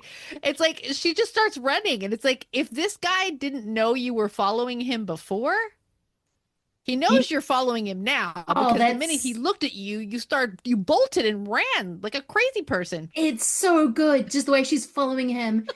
He sees her on the stairs going, are you following me? And then all wordless, she just bolts. And then it's like a 3-minute thing of just him following her around these quiet halls in this university. It is so good. And then when he finally catches up with her, and he kind of probably figures out very early on what she's doing, because she's got the news articles about Vanessa, and he fully well knows that he's the one who killed Vanessa on screen.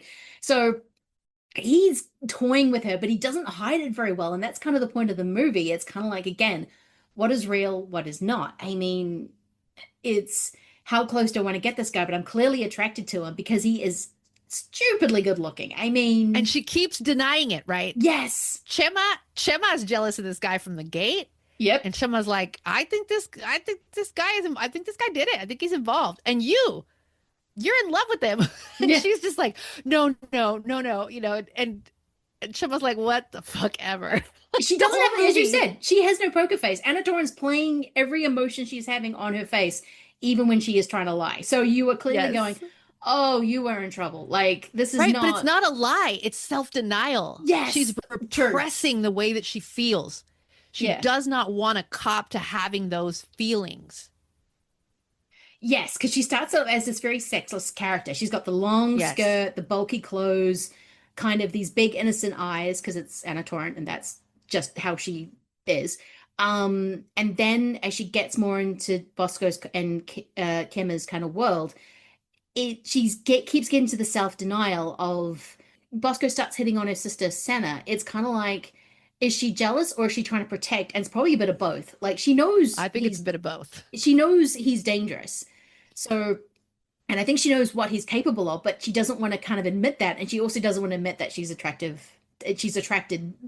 attracted to him.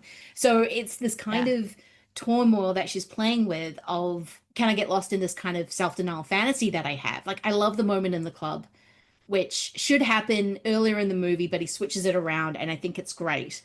Because you think you've killed the bad guy, but then Bosco's still running around. So it's kind of, it's this. I love kind of the fooling sex around, dream. and it's yes. She has this sex dream. This is an amazing scene. I love the way because she's paranoid, right? She's paranoid. She's kind of scared of him. She's attracted to him. And she goes home and she thinks she hears a noise, and then it's him in her room, and he's got the video camera that the murderer had, the XT500 High 8 camera, and he's got it positioned, and he gets closer on the bed, and he's being very forward. Yeah. And she's very scared, but he keeps advancing and getting closer and closer and closer. And then at knife point starts touching her.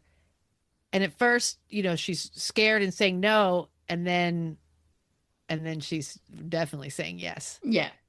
And then he gives her head. Yeah. With the knife to her throat. But she's like holding it there like she wants the knife at her throat.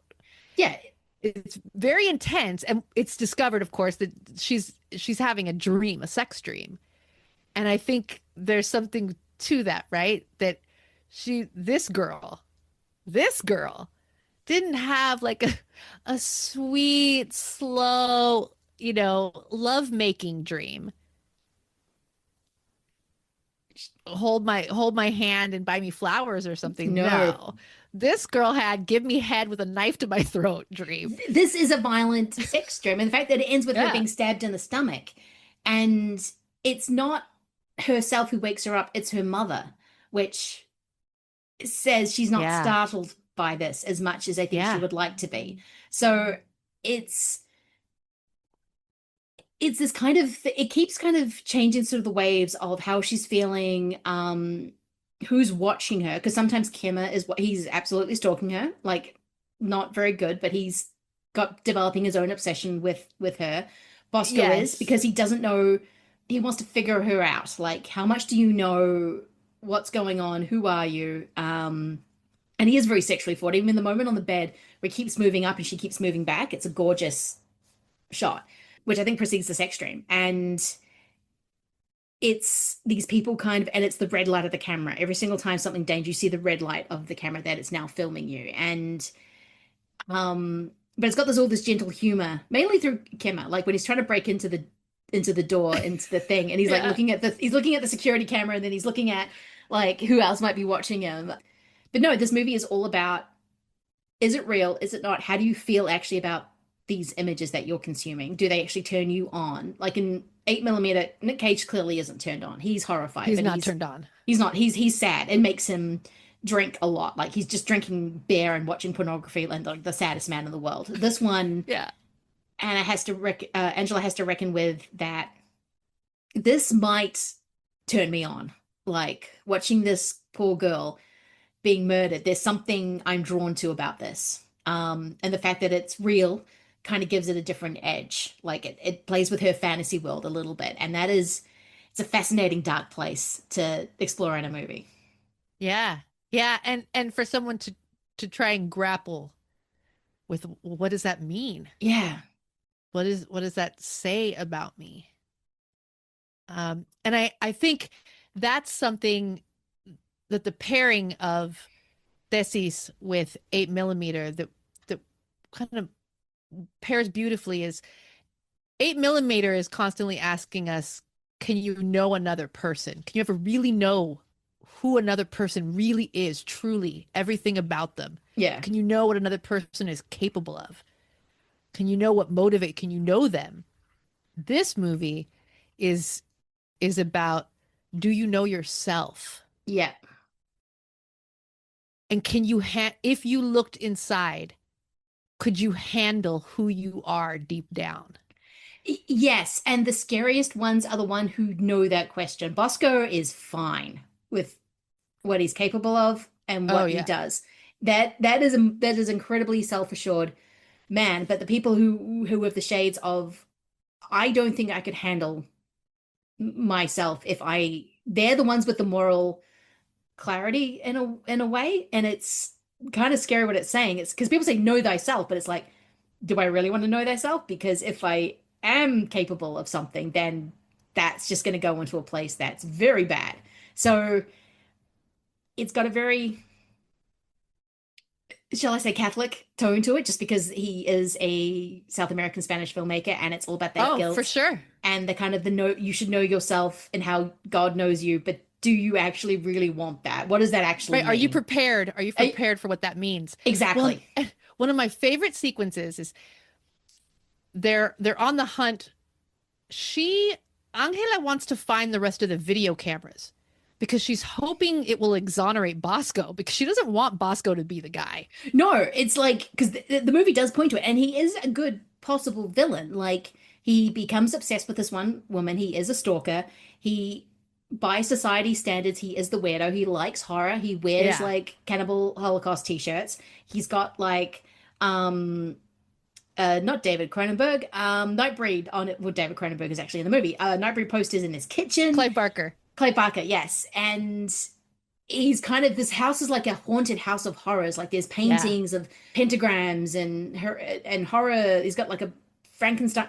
How many people have figurines and like for statues, life-size statues in their house and not be freaked out in the middle of the night is beyond me. Even Angela has like these like things. I'm like, if I see a hat hanging on a thing, I keep thinking it's a person. It wigs me out. It's a person. How do you have statues? Okay, that's just a weird thing. I'm like, I couldn't do that. Well, they go into the tunnels of the storeroom. Yeah. He wants to find the rest of the tapes. She wants to find the rest of the school bought video cameras. Yes. And they get locked. Someone locks them in there. Yes. And I love when they're walking in the dark and they're like walking by matchlight. She had some matches. Well, it's still 95. Yeah. Yeah. And she's scared. I mean, really scared. Angela has zero chill. She is very anxious. She is very, very freaked out. And Yes, poor yes. Chema is like trying to comfort her. And he's not a tough guy.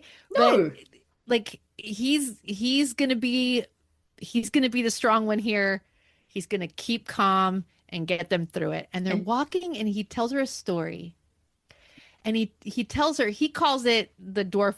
The dwarf. There's a book later on that Princess and the gives to Dwarf him. or something. Yeah. What they call it. It's the Birthday of the Infanta by Oscar Wilde. It's a short story by Oscar Wilde that's in the second collection of fairy tales, A House of Pomegranates. So that is an Oscar Wilde story. But that story, the way it's used here is so beautiful because, the dwarf dances for the princess and the princess loves his dancing. And he falls in love with the princess, and he wants to make her life better, and he wants to be with her. And then he sees himself that he's a monster and he can't handle it. It kills him. Yeah. And it's this thing, right? If you really look at yourself, if you take a good look at yourself, who you really are, what you really want, what really motivates you, like, can you handle it? What if you're a monster?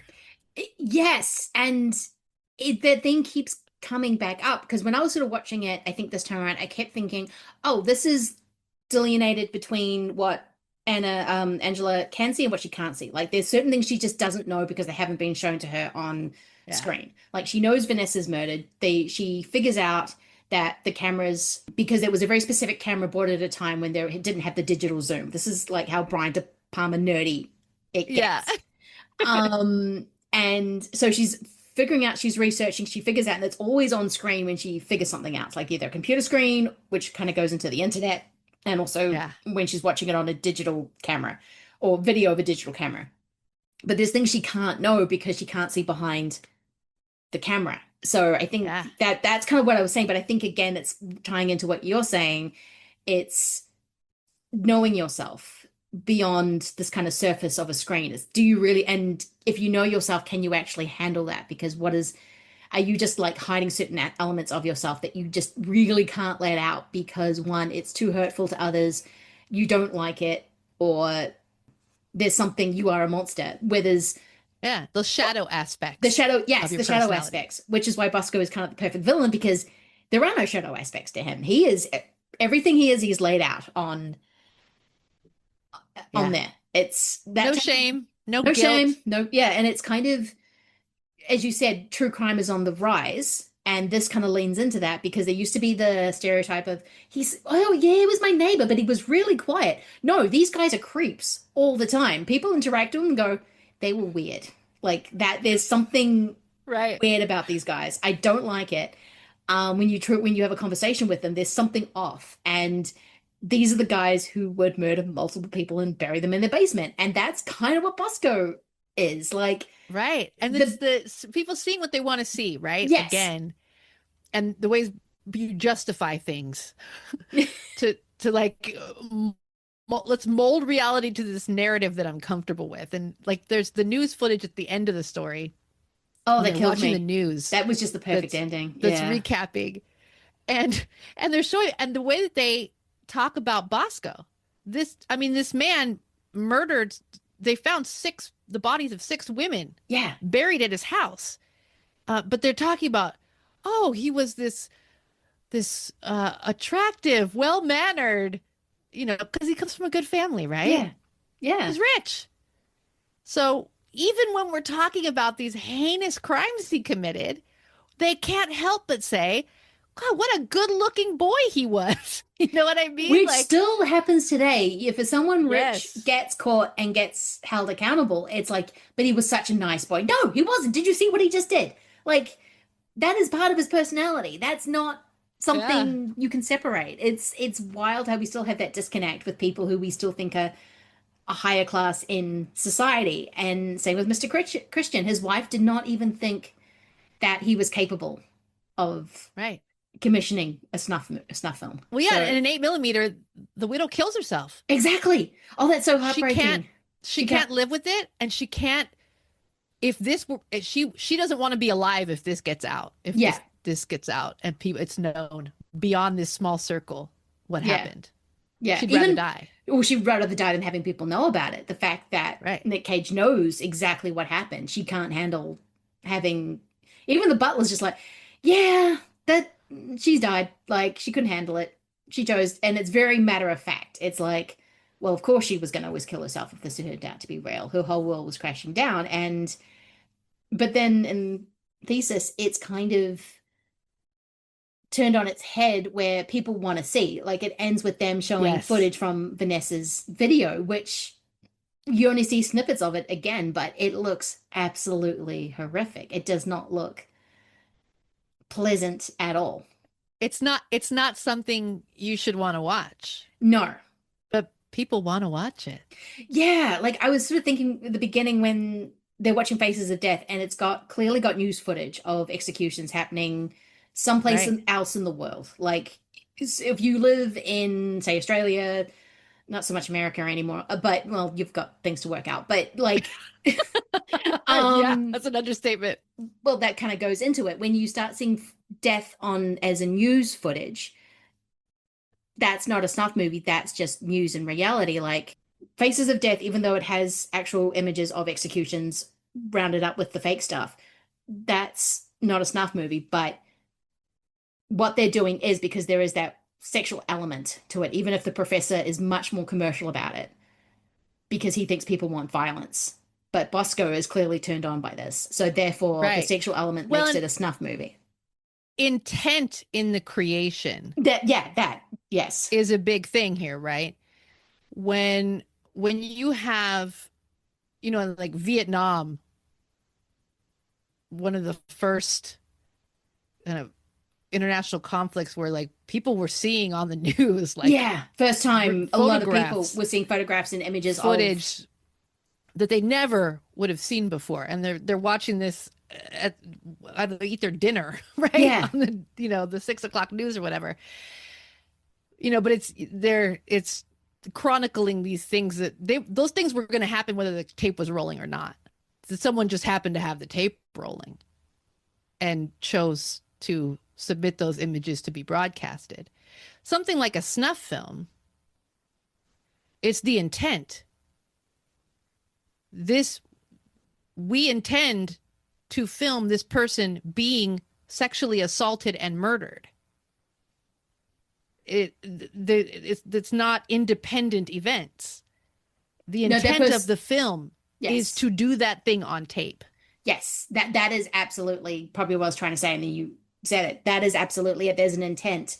That person wouldn't have died unless it was on screen. The Miley massacre would have happened regardless of photographers, like, or people going and finding the remains and everything like that.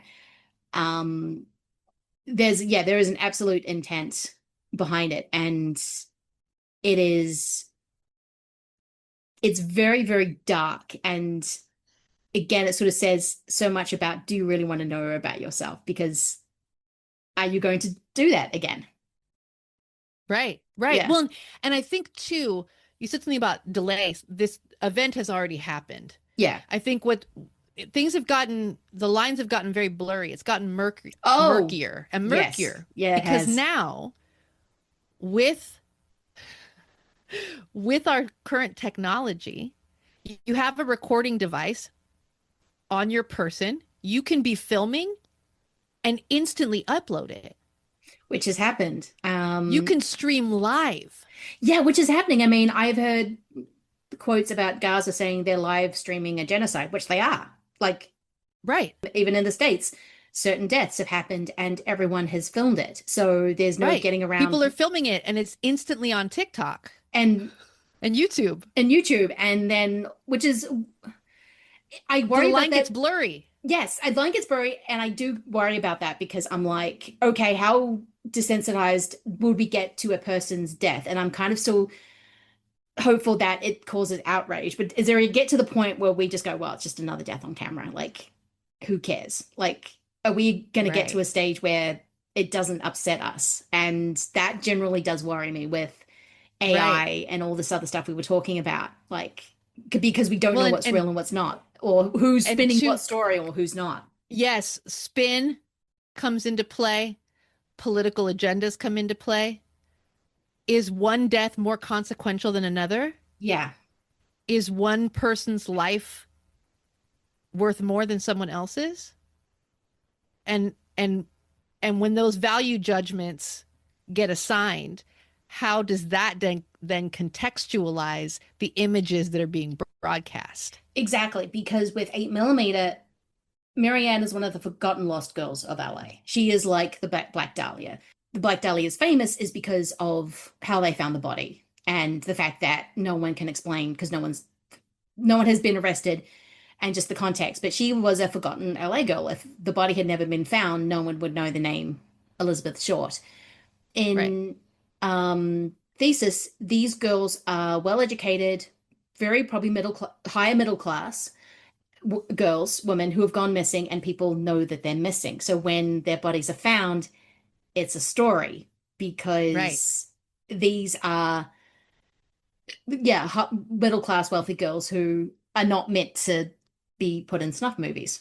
Right. That sort of thing doesn't happen here. Exactly. Right? It's yes. that sort of thing doesn't happen to my child or my friend or, whatever. Yeah. Yeah. So I think it's I think putting these doubles together does raise the question of which death matters the most. And it is clear that people really, I mean, you see Angela with clippings of Vanessa's disappearance.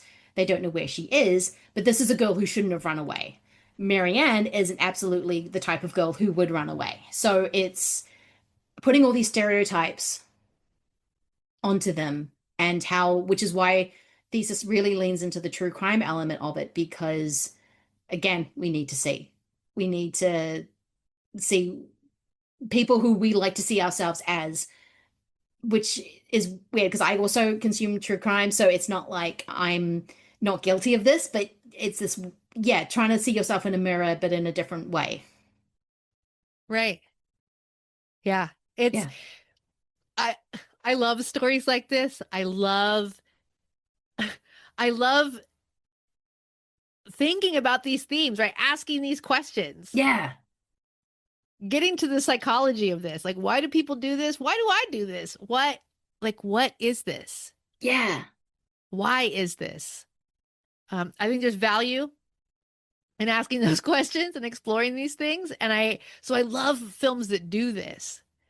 And I don't know what it is about the 90s that people were so preoccupied with snuff films, but I mean, this wasn't the first. I mean, I think kind of that idea like of snuff films being created, like really kind of enters like the public consciousness outside of like exploitation films that are, Yeah.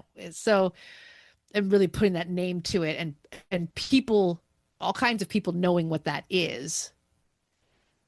But there was a preoccupation, and it comes and goes. No, it is. I But- mean, I think when horror movies touch true crime, I think it does get into that snuff movie element. Peeping Tom, I would argue, absolutely does this. Yes. And that ruined Michael Powell's career because people did not want this blue-eyed, even if he was a German or he was actually Austrian, Germanic man, even though it tried to other him, I don't think it was othered. And I think people got very, very uncomfortable. But then also, I think Psycho absolutely leans into this because it is based on Ed Gein and that kind of mythology around him. I think that's where a lot of this kind of modern horror-esque things come from. And then it pops up again in the 90s. And it's no mistake that Gus Van Sant makes a remake of Psycho in the 90s. There's kind of that element of Scream when these horror-obsessed kids start killing each other.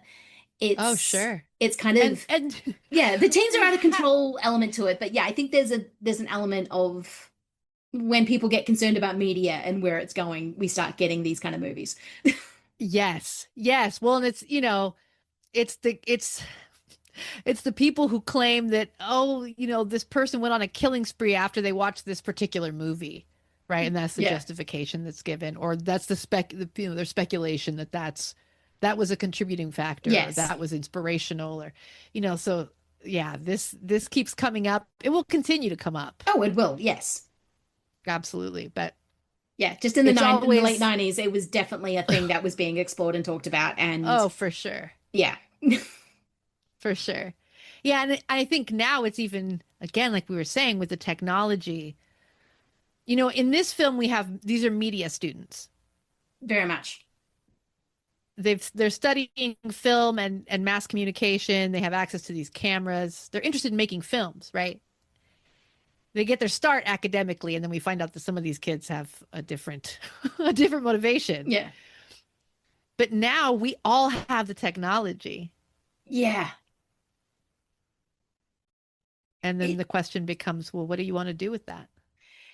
Exactly. Do you want it? What pushes you creatively or commercially or that need? That's why I love Steven Spielberg's The Fabelmans so much, because I think he's actually asking that of himself. Why do I have this need of filming everything? It's not a healthy need.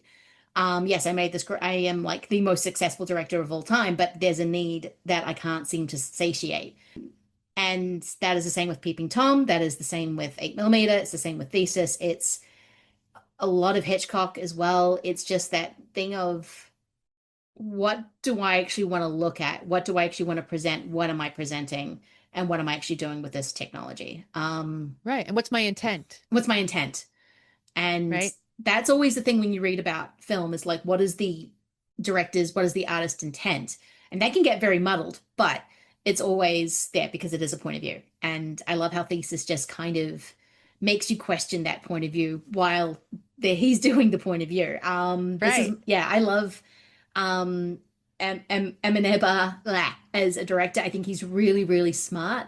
But I still think this is his best movie, and it is his first movie. So, just out of the gate. It's good. Yeah.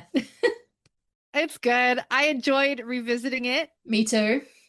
I have loved every second of talking about it with you, my friend. Me too. It was so much fun. No, this has been a great double. Thank you so much for coming on. Before we go, please tell people where they can find your good work. So, I am still on Twitter. I am also on Blue Sky, and I log what I'm watching on Letterboxd. You can follow me in any of those places. Same handle every place, at Carmelita Says. No, please do. She is an amazing follow. What she's listening to in music and also in her double features, what she's actually watching, is always really, really fascinating.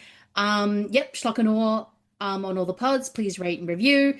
Also, you can follow me either on Schlock Awe 1 or Reading Geek, either on Blue Sky, Instagram, or Letterboxd. And we will be back with another double feature. All right, thanks, guys. Bye.